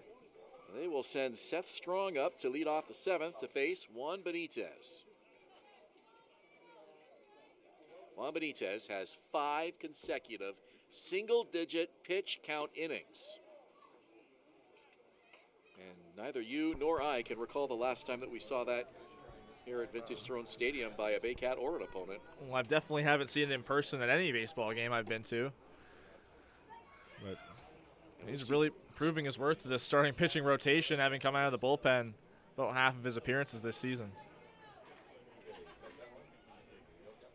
Pitch to Strong, and he lifts it high to the left side. Phillips comes over in foul territory, and he takes it for the out. 1 down in the 7th. We do have an official statement from Baycats manager Josh Matlow as to the pinch hitting decision. Ryan Rio coming in for DH Malik Williams with 2 out in the 6th. The statement from the Baycat bench boss is too many good hitters. So we're just passing along the word to you, the viewer. Yeah, I was speculating a little bit on maybe kind of a nagging injury to Malik Williams, but I also mentioned that it's definitely a good way to get Ryan Rio back in the lineup. This one down the line, and it's a fair ball. And it's into the right field corner. And that is going to be a double standing up for Masuki Fukuda. And that will break the streak for Benitez of 6 straight Barnstormers retired. Left fielder, number 23, Braxton. I mean, his pitch count is so low, you don't even need to think about taking him out of the game at this point. But he's been so efficient, just 2 strikeouts on the game for him. He's been able to get that soft contact. One of the few well-hit balls by the Barnstormers today. One of the others off the bat of Lee Kusera to tie this game, and now the Barnstormers have a chance to get back on top of Barrie. 1 on, 1 out. We're in the 7th. Little check swing, roller to third. And the throw across is in time for the out as Hayden Jaco looking the runner back and retiring Haggith 5-3. It's surprising to see, not just in this case for the Baycats, but in any baseball game nowadays, because strikeouts have been much more of a priority for pitchers, I would say. Nobody's up in the Baycats bullpen in the 7th inning. That's pretty crazy to think about. That's really amazing.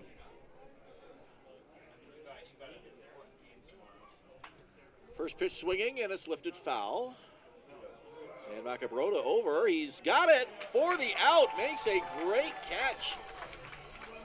Running down that right field line, and that will do it. So the Barnstormers strand a runner. 7th inning stretch here at Vintage Throne Stadium. Still tied at 2. You're watching Baycats TV on Rogers TV in Barrie.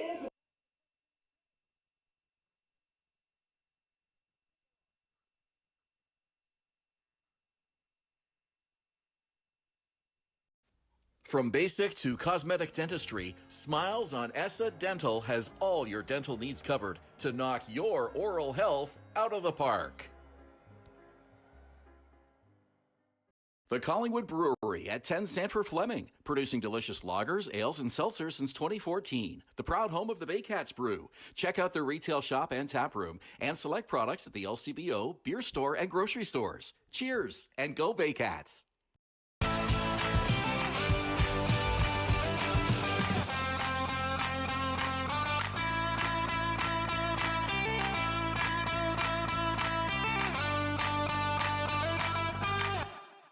Domino's, mix and match any 2 or more pizzas and sides for just $8.99 each. Like when pizza night's more like pizza and lava cakes night, or pasta and stuffed cheesy bread night, or we're gonna need a bigger table night. Mix and match Canada's favorite pizza and more at Domino's.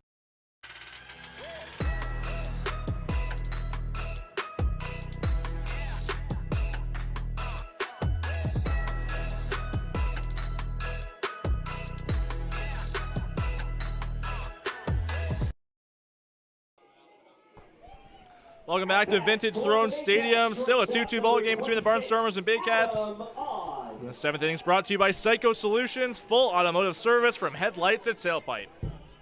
Brock Whitson and Juan Benitez locked in a gem of a pitcher's duel here at Vintage Throne Stadium. Don't let the 2-2 score deceive you. This game could easily be 0-0 the way those two have pitched. And Juan Benitez, again, with a single-digit pitch count inning.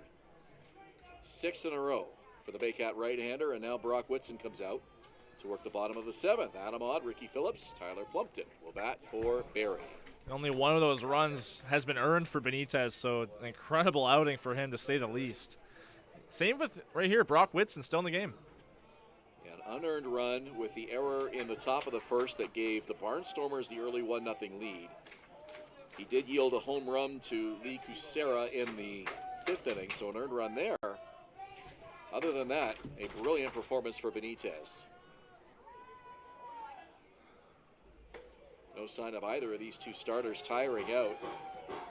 On the Chatham-Kent side, they have a lot of arms in the bullpen. They can use all of them today because this is it for them until Friday. Baycats have to think about Sunday's game in Guelph tomorrow. 3-0 pitch. It's a called strike. Baycats with a rare Sunday night game in Guelph tomorrow if you're looking for that. David E. Hastings Stadium.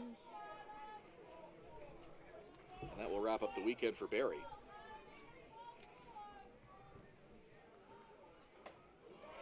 And a walk to Adam Odd to lead off the bottom of the 7th inning. I have seen a little bit of action in the Barnstormers bullpen. Saw Garrett Day was up a little bit earlier. He's not throwing anymore, and there was a lefty up throwing just moments ago. Aiden Ryan's over there as well. Looks like he's about to start throwing.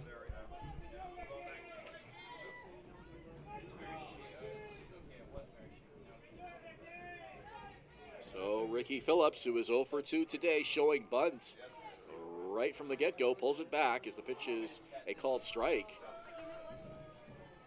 Decided not to offer at that pitch and just maybe take a look at the defense here. The ball was up in the zone. Well, Seth Strong, Dan Battelle, and the first baseman Trent Selette were all playing in on the grass with Torrin Vasilenic back to prepare for the runner as he goes. Runner goes, and it's lifted to right. Spencer Marcus sees it, and he has it, and hustling back quickly is Adam Odd. The ball gets away, and Whitson runs into the Baycat bat boy. I don't think he would have had a chance anyways there. They caught Odd a little bit far down towards second base.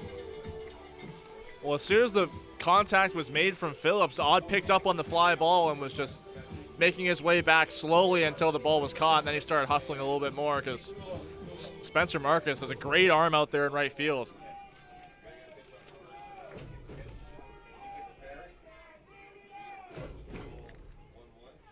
Tyler Plumpton is 0 for 2.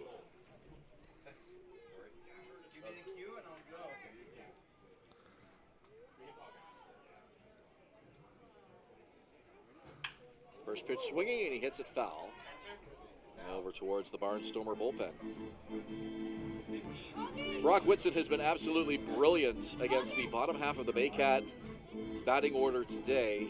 Only 2 Baycats, 4 through 9, have reached base. One of them on base right now, Adam Odd, and a walk to Brad McQuinn that came around to score in the third. That's been it. Everything else has come from the top 3 in the Baycats order. Ejo, McGarry, Doyle, and Jaco. Odd draws the throw. He's only given up 2 hits, but those 4 walks on his record. Pardon me, make that 3 walks.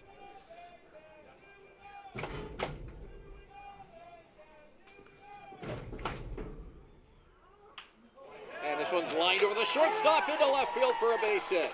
Odd will have to hold it second, and he heads there gingerly. Second baseman number 47, Brad McQuinn. Yeah, Adam Odd looks to be okay. I'm not sure if anything might have come up when he was going back to first on that fly ball, but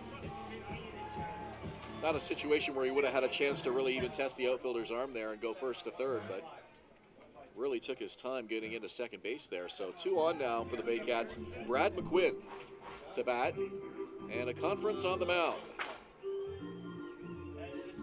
could be a situation where Adam Odd, knew he wasn't going to test the arm of Braxton Haggoth out there. He knew he was just fine with going into second and was just not, bursting out all the energy he needed to get to second base. He was there, no problem.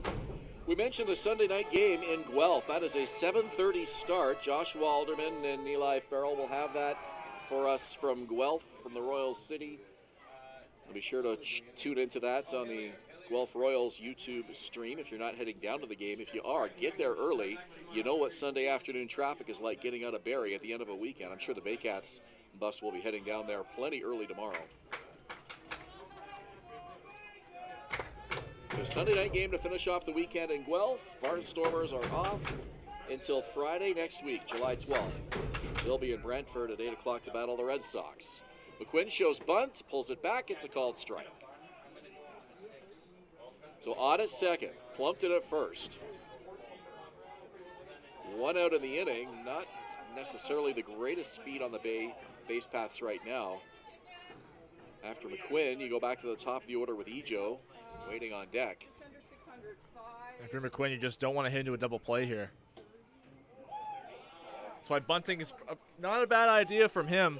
But Seth Strong at third base was prepared for it already. He's playing right at the edge of the grass on the infield. Well, if he's not prepared to bunt, he's certainly giving the Barnstormers something to think about here. 2 on, 1 out. Big test for Brock Whitson here. And this one's lifted towards right center field. A long way for the center fielder who comes in and makes a great catch. The throw to second. And tried to double off Odd, unable to do so. Center fielder number 9. What an effort from Lee Casera. It looked like he had no shot at that ball. It just didn't look like he was carrying it all further out to center field, and how far he had to run in to make that catch. Incredible diving play from him. One of the greatest catches we've seen all season. Casera had a great read on that ball and went all out. It's kind of hitting that triangle between second base, center field, and right field, and he had the best shot at it and made it count where it mattered. And with only 1 out in the inning, the runners couldn't commit. Had to get back in a hurry, so now 2 out, and Kenise Ejo bats. 2 outs. Here's the pitch, and it bounces up to the plate. Off with the mask is Kemble. Runners stay put. Well, if you look further into it, that's a much bigger out for Chatham-Kent than it might seem on the surface, because Odd might have been able to score on that ball. He probably wouldn't have because he had to hold up at second base, but with his relative speed, he might have had a shot to score there, but making that second out It's huge to be one pitch away from end of the inning. Whitson checks the runner. Deals. Bounces up to the plate and to the backstop. Odd to third. Plumped to the second. The breaking ball really got away from Whitson there. The first one might have been a little bit of a telltale sign that release point was a little bit off there, and that last pitch definitely cemented that. It's going to be a wild pitch. A wild pitch puts two in scoring position. And the at-bat of the game for Canisijo here in the bottom of the seventh, and the score tied at 2.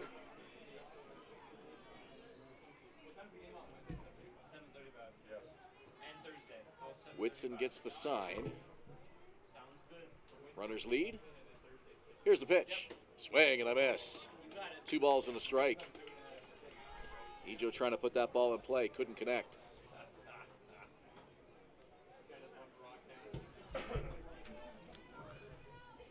Second baseman Dan Patel pretty far around to the first base side there at second base. Nice hole for Ijo between second and short on the right side of that second base bag if he can find it. Pitches outside, and it's a 3-1 count. Well, Ijo definitely much more of a pull hitter, especially when he makes good contact. Going up the middle could definitely be a strategy for him, but really got to time up Whitson here. Brock Whitson with a 3-1 count on Canisijo. Here's the pitch. On the ground to the shortstop. And it's an easy play for Torin Vasilenic to throw in the dirt, but it's dug out nicely by Trent Sillette.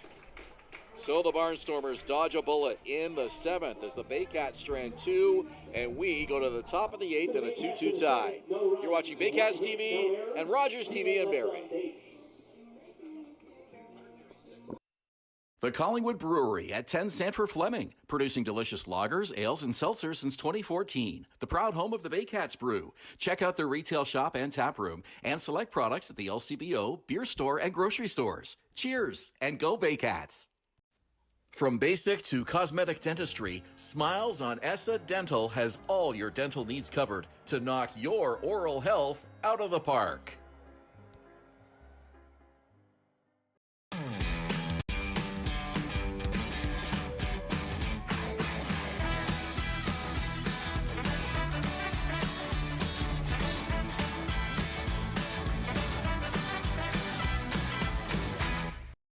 Danielle May Real Estate, supporting the Barrie Baycats and ready to help with all of your real estate questions. What is your home worth? Should you sell now or wait?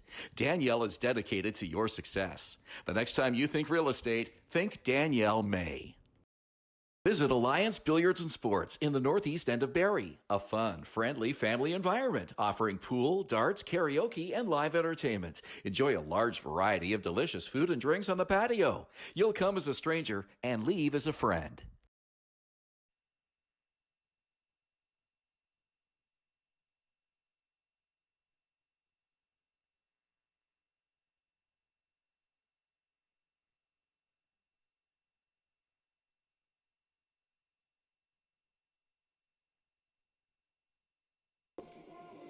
Top of the 8th inning, Baycats, Barnstormers tied at 2.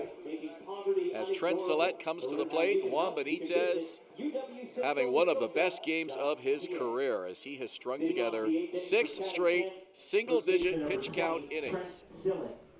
Now, we don't do sports betting here on Intercounty Baseball League broadcast, but you did set an over-under just for fun on the pitch count this inning for Benitez. This one picked up by Odd. Off-balance throw is in time. 1 pitch, 1 out. So you set the over-under at 8.5? Yeah, over-under 8.5, I would say, for this. Just 6 straight single-digit pitch count innings is incredible stat. I'm taking the under on that. And I'm trying to be impartial. I'm taking my Baycats hat off as I say it. I'm taking the under on that 8.5 pitch inning for Benitez. It's just incredible to see. Like, you don't never see this kind of efficiency. Well, a real treat for fans who like fast-paced games as well. Yeah, we're less than 2 hours into this game. Since the first inning, we really haven't had any sort of dramatic innings other than the Baycats when they got their 2 runs in the third. But great rhythm to this game. This one to second, and it's right into the glove of Brad McQuinn. 2 outs. Number 9 hitter, Torin Vasilenik. He's The over shortstop, 2. Number 13, Torin Vasilenik. Vasilenik has really struggled so far this season, to say the least. He struck out leading off the 6th inning, and strikeouts have really been, maybe the key to his lack of success, because he struck out in 16 of his 17 games coming into today. 12 of those games, multi-strikeout games for him. Pitches inside, 1-1. But you can really see, based on, he has a couple, strong, clutch offensive performances so far this year, but his defense is really what's keeping him in the lineup in the 9 spot. A high pop-up. Is it playable? Over to the Barrie dugout. And the catch is made. Or did he draw? Or did it? I thought he caught it. Went off his glove into the Baycats bullpen. It was a tough play. He kind of rushed over there and had to stop up as he was making the catch. Very close play. Great effort there. You had Plumpton and Macabrota both in the vicinity. It was Macabrota who tried to make the catch. 1-2 count now to Torin Vasilenik. Pitch from Benitez. And it's fouled back to the top of the screen. Well, Vasilenik, not the only Barnstormer who has struggled at the plate today by any stretch. 5 through 9, they are 1 for 13. And this one goes through into left field, make it 2. So a base hit for the number 9 hitter, and we go back to the top of the order. Yeah, that tough play for Nolan Macabrota. I'm not sure. That might get scored an error, looking back on it, but give Vasilenik a new life, and he takes advantage of it with a hard hit base hit to left. Spencer Marcus, the leadoff man for the Barnstormers. Runner on, 2 out. And this pitch hit past the second baseman, Brad McQuinn, into right field. And going first to third is Vasilenik. 2 on for the Barnstormers in the 8th. Back-to-back singles, Vasilenik and Marcus. Yeah, don't think that one's going to be scored an error. The hard hit ball, Brad McQuinn just didn't have the reaction to take care of that one, just under his glove to his left. Been a busy afternoon for McQuinn at second.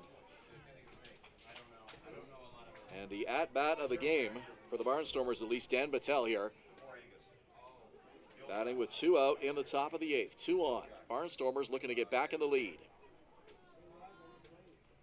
Battelle today 1 for 3.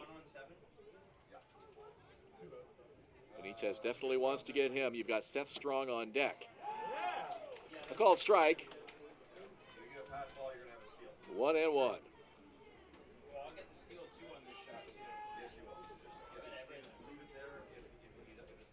Interesting to see if Marcus is off with a pitch in this at bat at all. Runners at first and third in this situation. Maybe test the arm of Tyler Plumpton. It's a 1-2 count now. By the way, Benitez is 1 pitch away from getting out of this inning. I imagine it's now double-digit pitches in this inning, but now he's just worried about getting through this 8th. Here's the pitch. Inside. Did not miss by much. Well, the fans 2 balls, behind 2 strikes. fans behind the plate sure thought that was a strike. Benitez to the belt. Runner goes. The pitch. Swing and a miss. The Barnstormers strand 2 in the top of the 8th, and the score still tied at 2 as we head to the bottom of the 8th inning. You're watching Baycats TV and Rogers TV in Barrie.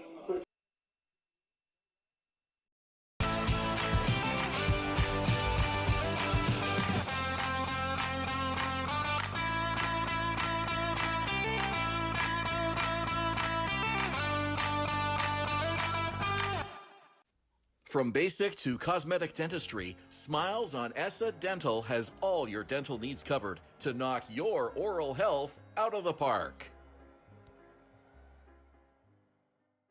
The only North Barrie Market, your go-to for homemade meals, catering service, and the freshest locally sourced meat. Get ready for an unforgettable barbecue experience with Barrie Best Barbecue coming soon. All at North Barrie Market, 580 Bayfield. BarrieToday.com. Local news, weather, Baycat scores, and more. BarrieToday.com. Your community, your news.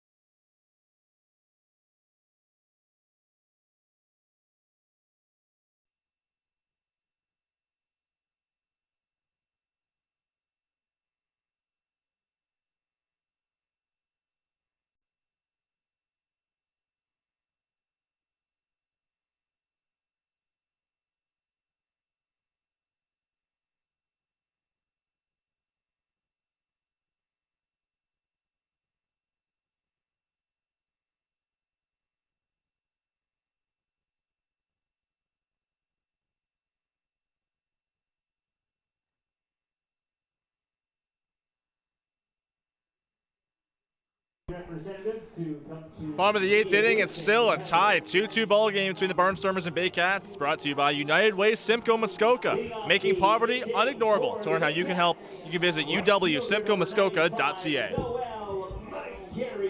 Starter Brock Whitson's afternoon is complete, but oh, what an outing it was. He will turn the ball over to the Barnstormer bullpen, and Aiden Ryan will be the second pitcher of the afternoon for Chatham-Kent.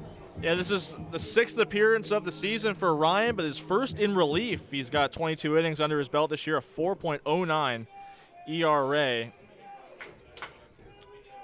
He was IBL Pitcher of the Week the first week of the season. First pitch called strike to Noel McGarry-Doyle. Definitely an interesting decision by manager Dan Norman to use a starter in a relief position here, given this is the final game of the weekend for the Barnstormers. So all arms are available in that Chatham-Kent bullpen. But Norman putting a starter out here in this very important bottom of the 8th with score tied 2-2. Well, this definitely could be a situation where he's preparing for extra innings. Swing and a miss. Still a tie ball game here in the bottom of the 8th, and you never know the way this game has gone. It's been quick and tight. Definitely could predict this one going through 10 or more. Well, you see that happen in playoff baseball sometimes. You see a starting pitcher end up in a relief role as this one's hit down the line, and it's a foul ball. You see a starting pitcher come in into a close game in the late innings, and that's the thinking. This, you might need him out there for quite a while. You can save your bullpen for extras if you need it. You're in a stronger position. McGarry-Doyle 1 for 3. Swings and misses, or he got a piece of it at least. It's a foul into the glove for a third strike.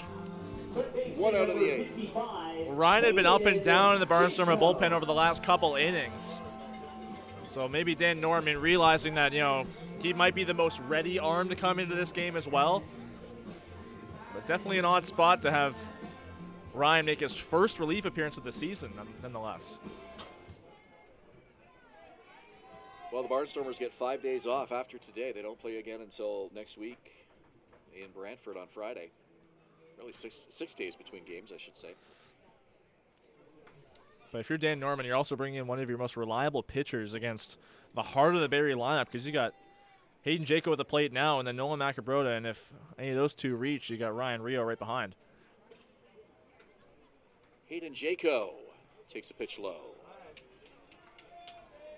Next week, Baycats get Hamilton here on Wednesday night. That's a rescheduled game. Kitchener is here on Thursday night, and then the Baycats head back on the road for the weekend. Saturday in Welland, Sunday in Kitchener. So a very busy week for the Baycats. And this one's lifted to right field. It'll stay in the park, and the catch is made by the right fielder, Spencer Marcus. 2 outs for Aiden Ryan and the Barnstormers. The first baseman, number 20, Nolan Macabroda.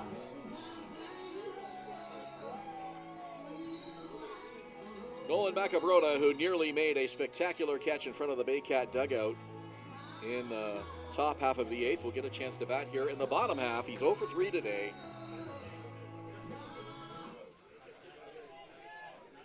Macabroda has been one of the most clutch hitters for the Baycats this year. If you remember, about a month ago here against Brantford Red Sox in a tight game there, it was his home run that was the deciding run in a 3-2 Baycats win. Takes the fastball low and outside, and he's ahead in the count 2-0.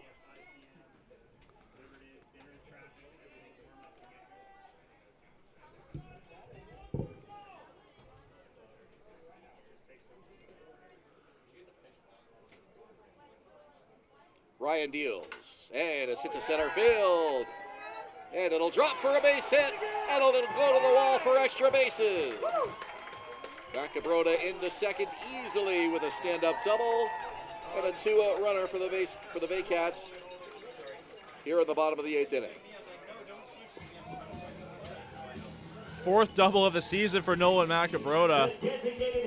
I mentioned it right there, clutch hitting, keeping this inning alive for Ryan Rio, who came in as a pinch hitter earlier in the game.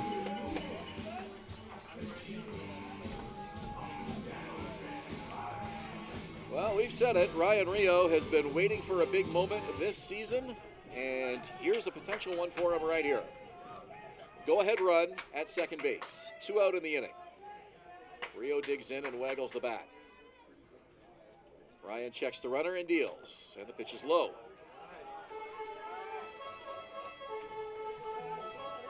Rio, of course, has all kinds of power. Just 1 home run so far this season, but when he connects, he can hit it a long way.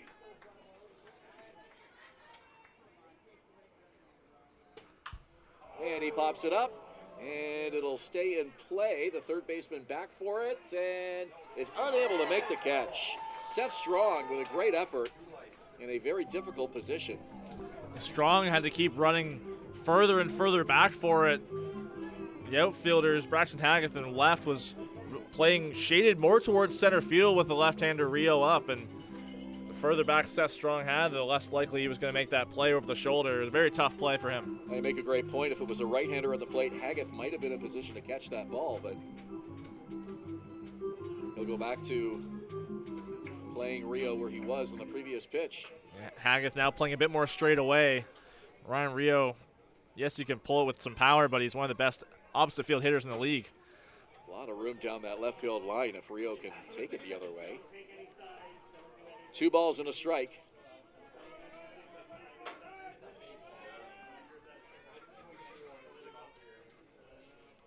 Ryan checks the runner, deals, and Rio lifts it into foul territory.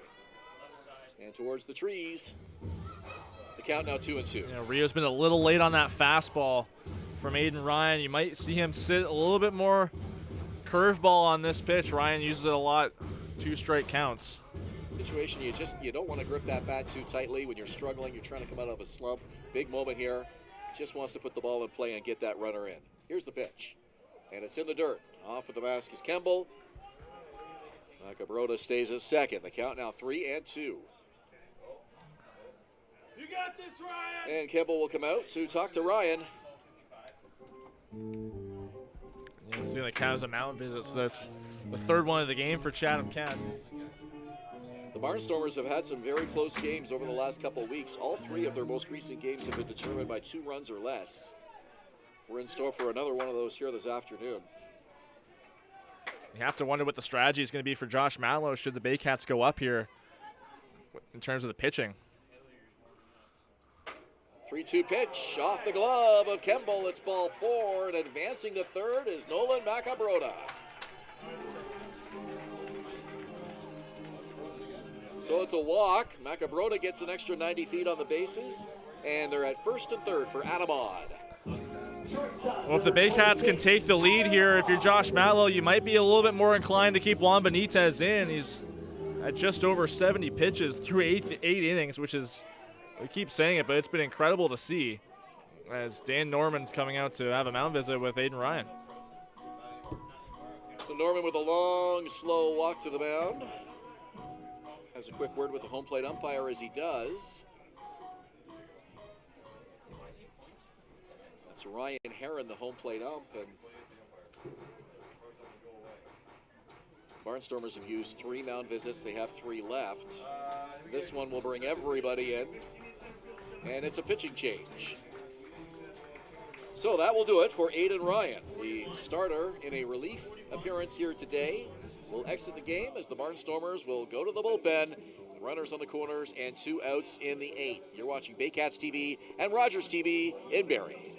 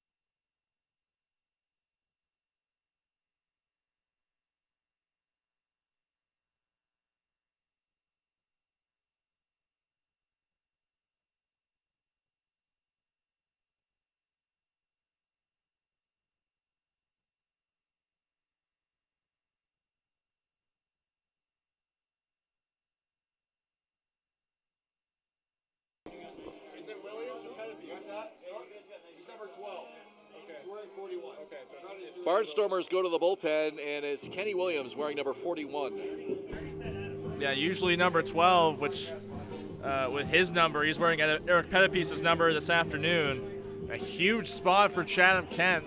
Baycats threatening with 2 out, runners on the corners in an inning that has since been extended. Aiden Ryan came out of the pen earlier, couldn't get out of it. Stan Norman has another chat with home plate umpire. So a big moment for Adam Odd here. 2 on, 2 out, 2-2 tie, bottom of the 8th. Ryan Rio drawing a walk. Macabrota getting a third on a pass ball, and runners on the corners now for reliever Kenny Williams. First pitch, it's a called strike. This will be Williams' 9th appearance of the season, 5th in relief. Comes in with a 6.53 ERA in 31 2/3 innings. So another, starter-type pitcher for Chatham-Kent coming out of the pen here today.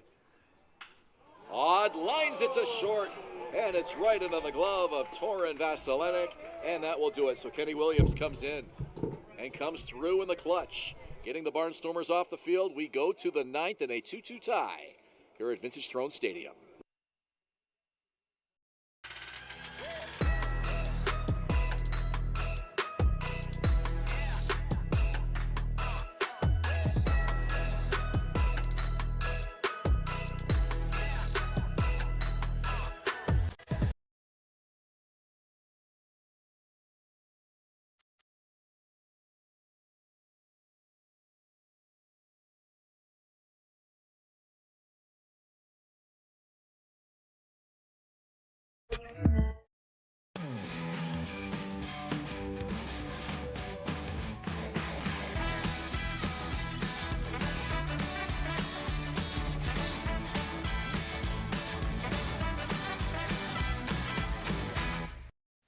From basic to cosmetic dentistry, Smiles on ESSA Dental has all your dental needs covered to knock your oral health out of the park.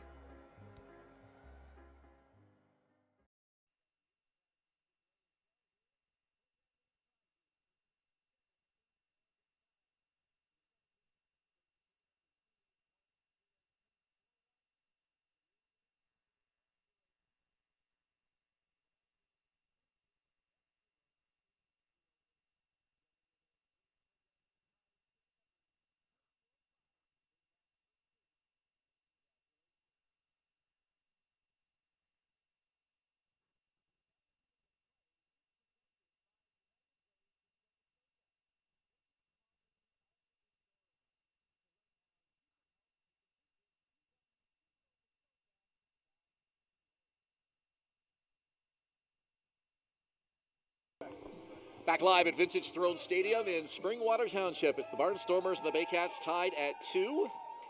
Ben Davy and Julius Hern with you. This game has reached the 2-hour mark. However, we may be a long way from over, or we may not be. That's the interesting thing about baseball. You just never know. But this has been a pitcher's duel today. Juan Benitez will come back out to work the 9th in this 2-2 tie. Well, it's pretty crazy to think if a couple things had gone differently this afternoon, we might be looking at a sub-2-hour game. But Juan Benitez has clearly been the story of this one. We haven't had a Baycat with a complete game so far this season. If he can shut down the Barnstormers here in the top half, Baycats can get down the bottom half, we'd have our first. Seth Strong takes one low and in, 1-1. Barnstormers have used 3 pitchers today. Brock Whitson, Aiden Ryan, and Kenny Williams.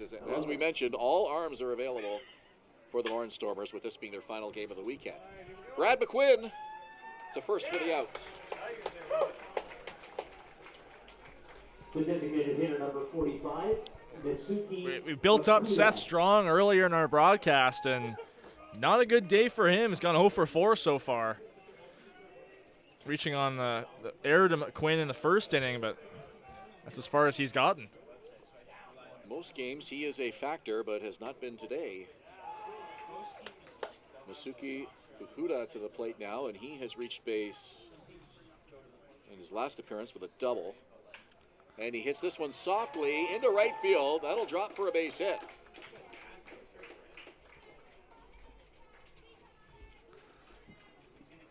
He's one of the best hitters on the Barnstormers roster. He hasn't had the plate appearances to qualify for batting average leadership in the IBL, but his .388 would come very close to Caden Cardoso. He leads the Barnstormers in batting average coming in today, .388. Runner leads, does not go. First pitch off speed and high.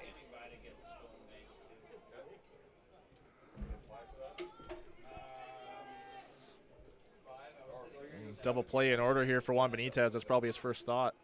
Fukuda draws the throw. And he's back safely. Haggith grounded out his last time up. Fukuda has only one stolen base attempt this season, and it came in the top of the first inning.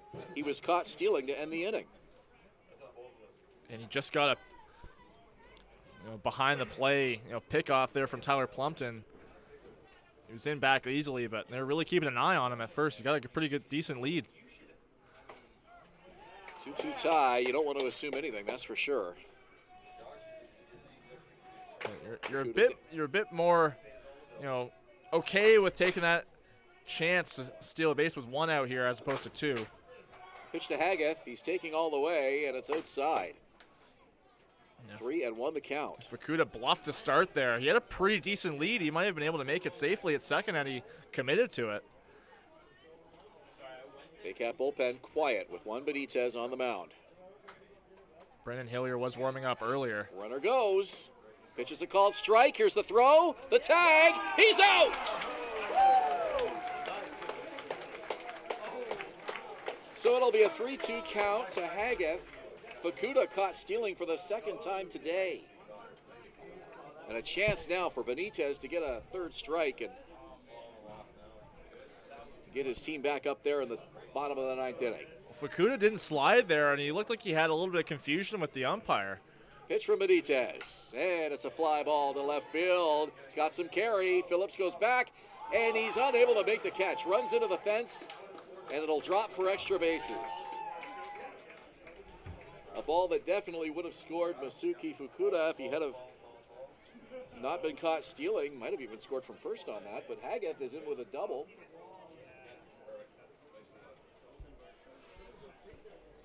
And the inning will continue. Great piece of hitting there from Braxton Haggith. Left-handed hitter with power the other way. It looked like he just kept carrying, and windier day, that might have been a home run out to left field, but great effort from Phillips. He looked like he almost gathered it in, but once he hit the wall, it kind of bounced out of his grasp.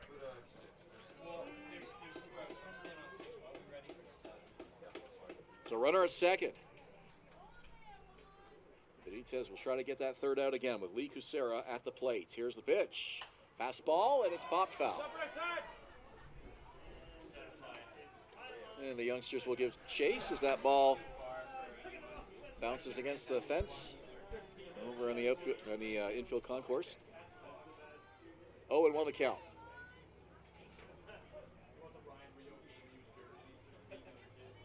The runner at second is Braxton Haggith. The pitch is hit foul left side, and it's another two-strike count.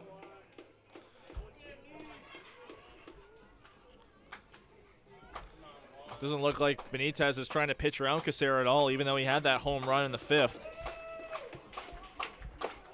Here comes the crowd behind Juan Benitez, and an 0-2 pitch on the way. Outside, and the count is 1-2. The fans urging Ryan Hern, the home plate umpire, to ring him up. Really strong take from there from Kucera. Just off the plate by an inch or two. Bold move on a 1-2 or an 0-2 count there. Hit weakly in front of the mound. Benitez takes the throw over. It's not in time.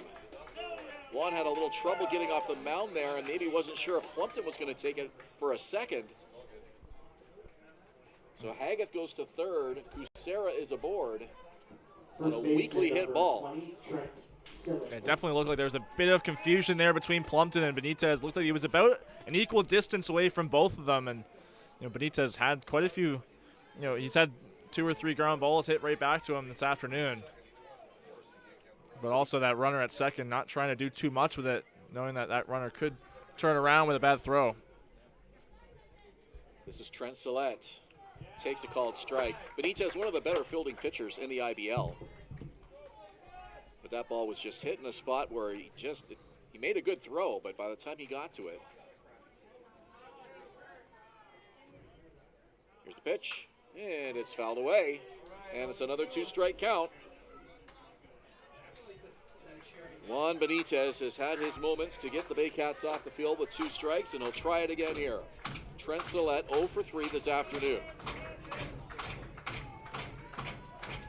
Top of the 9th, 2 on, 2 out. Benitez to the belt. Runner goes, and it's high. Plumpton does not throw down with the runner at third. Probably a wise decision. Yeah, he would have been happy to let that runner take second base. You got 2 out. You're not too worried about the runners on. You're looking to get this batter right here. That's all that matters for Juan Benitez. 1 ball, 2 strikes. Here's the pitch from Benitez, and it's high again. Count 2-2. Benitez keeping it up in the zone, and Sillette did not chase. Yeah, it looks like Benitez is just trying to get by him with the high heat on the fastball. It's not working on Trent Sillette. Both those pitches well high. His release point a bit higher than usual on that fastball coming off the mound. 2 balls, 2 strikes, 2 outs. 2-2 the score. And now time is called. Trent Sillette will step out of the box. Quiets the crowd momentarily, and now here they come again with the applause behind Juan Benitez. He deals. Outside, and the count is full. Yeah, you can't be pitching around Trent Sillette. 0 for 3 so far. Hasn't proven there's any kind of power there, but you also just need some soft contact, something that Juan Benitez is used to getting in this game. 3 balls, 2 strikes. High ball 4. The bases are loaded. So close for Juan Benitez as the Baycats will use a mound visit here. Andrew White to chat with the Baycats starter. Benitez had a deep fly ball that Ricky Phillips was unable to catch. Not an easy play, but a ball that could have been the 3rd out of the inning. A weakly hit ball right in front of the mound that they were unable to execute on, and I think 3 straight at bats here with 2 strikes, and Benitez just unable to get that 3rd strike. White, Plumpton, and Benitez will talk this over. Bases loaded, 2 out. Number 8 hitter Greg Kemble will bat. Benitez hadn't had multiple base runners behind him since the 1st inning. What's ironic, we talked all game about how low the pitch total was inning by inning, and now here in the 9th, it's been the opposite for Benitez as he's really struggled to get that 3rd strike and 3rd out. This is his 9th inning of work here for Josh Matlow. Pitch, and it's a little flare to left field, and it's a foul ball. Crowd holding its breath on that lazy little floater off the bat of Greg Kemble. Yeah, if that one landed fair, that one might have cleared the bases. Benitez should consider himself lucky on that one. The wind is drifting in from right to left. Would have brought in 2 for sure. Now Benitez steps off. He wants Plumpton to run through the signals again. Bases loaded, 2 out, 2-2 tie. Benitez deals. Pitch is just inside. What are you looking at? Ryan Hern with a textbook strike zone this afternoon. No favors on either side. Here's the pitch. Fastball, and that misses. Outside and maybe a little high.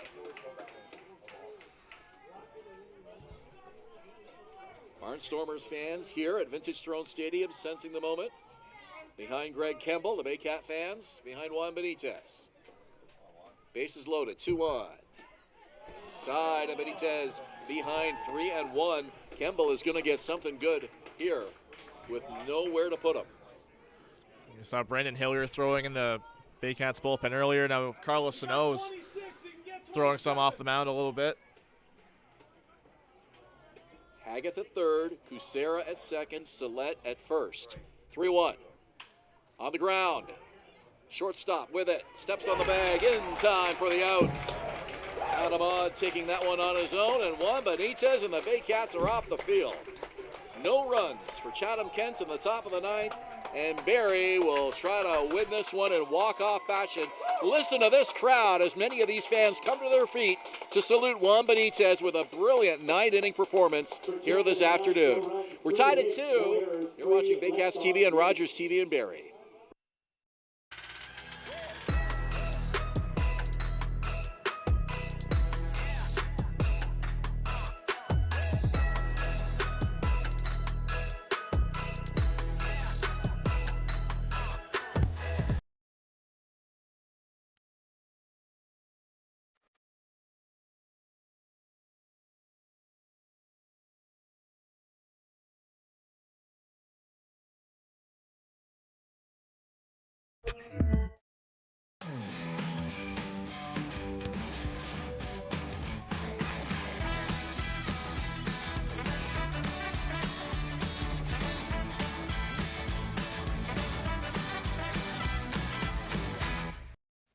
From basic to cosmetic dentistry, Smiles on Essa Dental has all your dental needs covered to knock your oral health out of the park.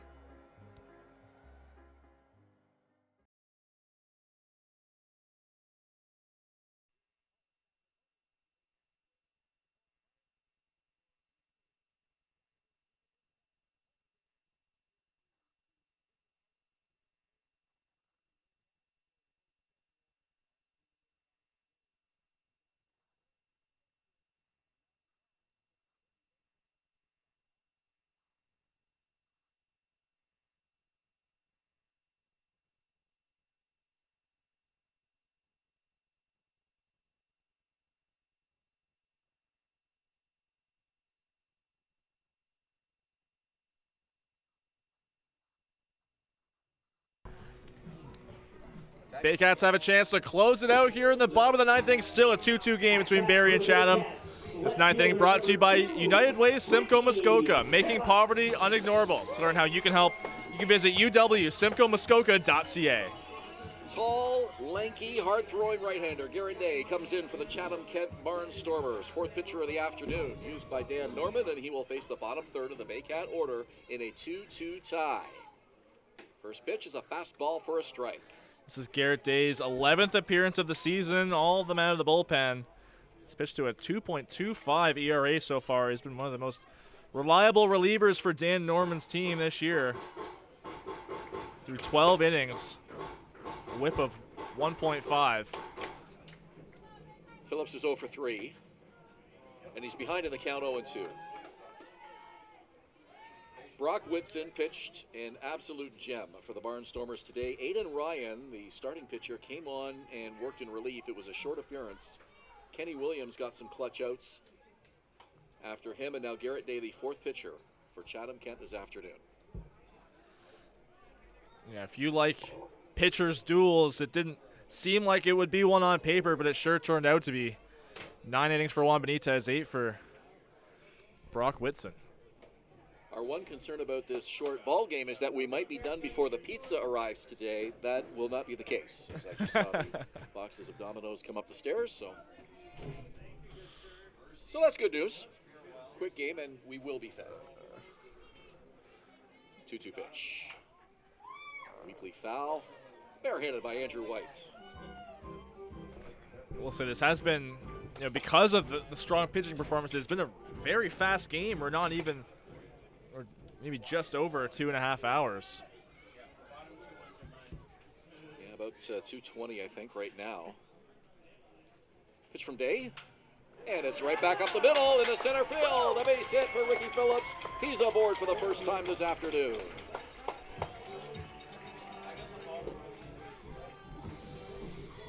Ricky Phillips improving his hit streak to 6 games with a very clutch hit here to start off this rally inning for the Baycats, and another mound visit here from Greg Kemble to Garrett Day. You got to imagine Phillips has the green light to go, especially on the right-hander.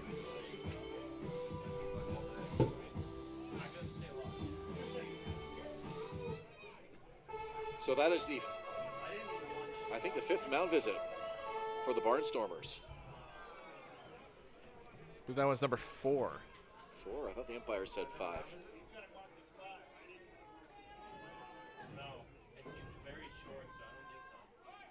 Plumpton showing bunt. Here's the throw down as they check the runner.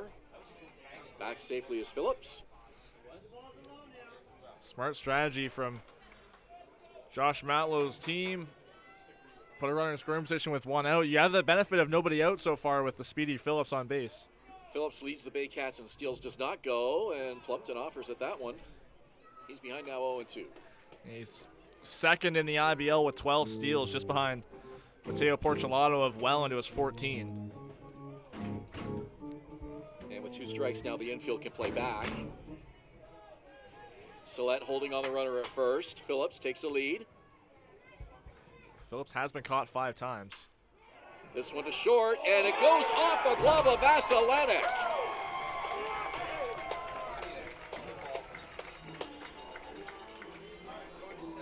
What a time for a misplayed ground ball that looked to be fairly routine. Vasilenic just had that skip off the edge of his glove. That'll be E6. 2 on for the Baycats now, and Brad McQuinn, the number 9 hitter, will have a chance to send these fans home happy. 5th error of the season for Vasilenic, who has been, I would say, outstanding defensively. In this game, he's made a couple diving plays, some great throws on the run to first base, but that one coming at the worst time for the Barnstormers. Yeah, if you're a Barnstormer fan, you hate to see that happen in a game like this in the bottom of the 9th inning. Here's the pitch. McQuinn bunting, and it's foul. So still nobody out. 2 on. McQuinn trying to get Phillips over to third base. That's the only base runner that matters out there. Of course, the Baycats want to stay out of the double play as well. But all that matters right now is getting Ricky Phillips in from second base. Trent Sillette's playing about 6 paces in from the infield grass. Runner does not go. McQuinn offers at it. It's a strike. Surprised Phillips didn't have a bigger lead with. Yeah, Vasilenic was covering third base, but there are definitely times where Phillips could have maybe beaten out the throw down to third base. Sillette was almost face-to-face with Brad McQuinn when he was charging in on that last pitch. It's an 0-2 count now. So the defense will go back. Still on the edge of the grass in the infield, though. Day's pitch, and McQuinn bunting. It's back to the mound. The throw to first is in time. Brad McQuinn with a 2-strike bunt. How clutch is that? Center fielder number 9, Ken. Well, that's why Josh Matlow gets all these guys to do bunts and batting practice before they get to the real swings, and really comes in handy there. Brad McQuinn with a huge sacrifice to keep the Baycats out of the double play and bring up the top of the order. Well, McQuinn did exactly what he was asked to do in that situation, and that was get the runner over to third base. Situation like that, nobody out of the inning. I mean, really, it's not as much of a risk. If he fouls it off and it's a third strike. You got the top of the order coming up. They're going to walk Ejo, which is a smart decision probably. Intentional base on balls to load it up. The only thing that means is there's no margin of error here against Noel McGarry-Doyle. You do not want to walk in the go-ahead run, because that would be the winning run here in the bottom of the 9th. So a free pass for Ejo.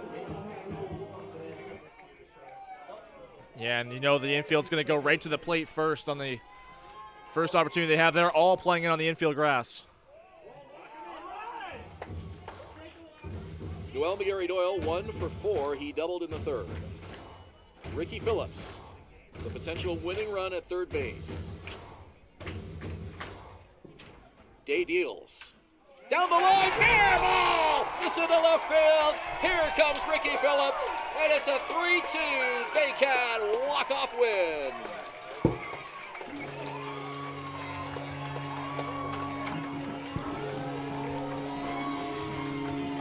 Noel McGarry-Doyle, the hero this afternoon at Vintage Throne Stadium as the Baycats come pouring out of the dugout to celebrate with him.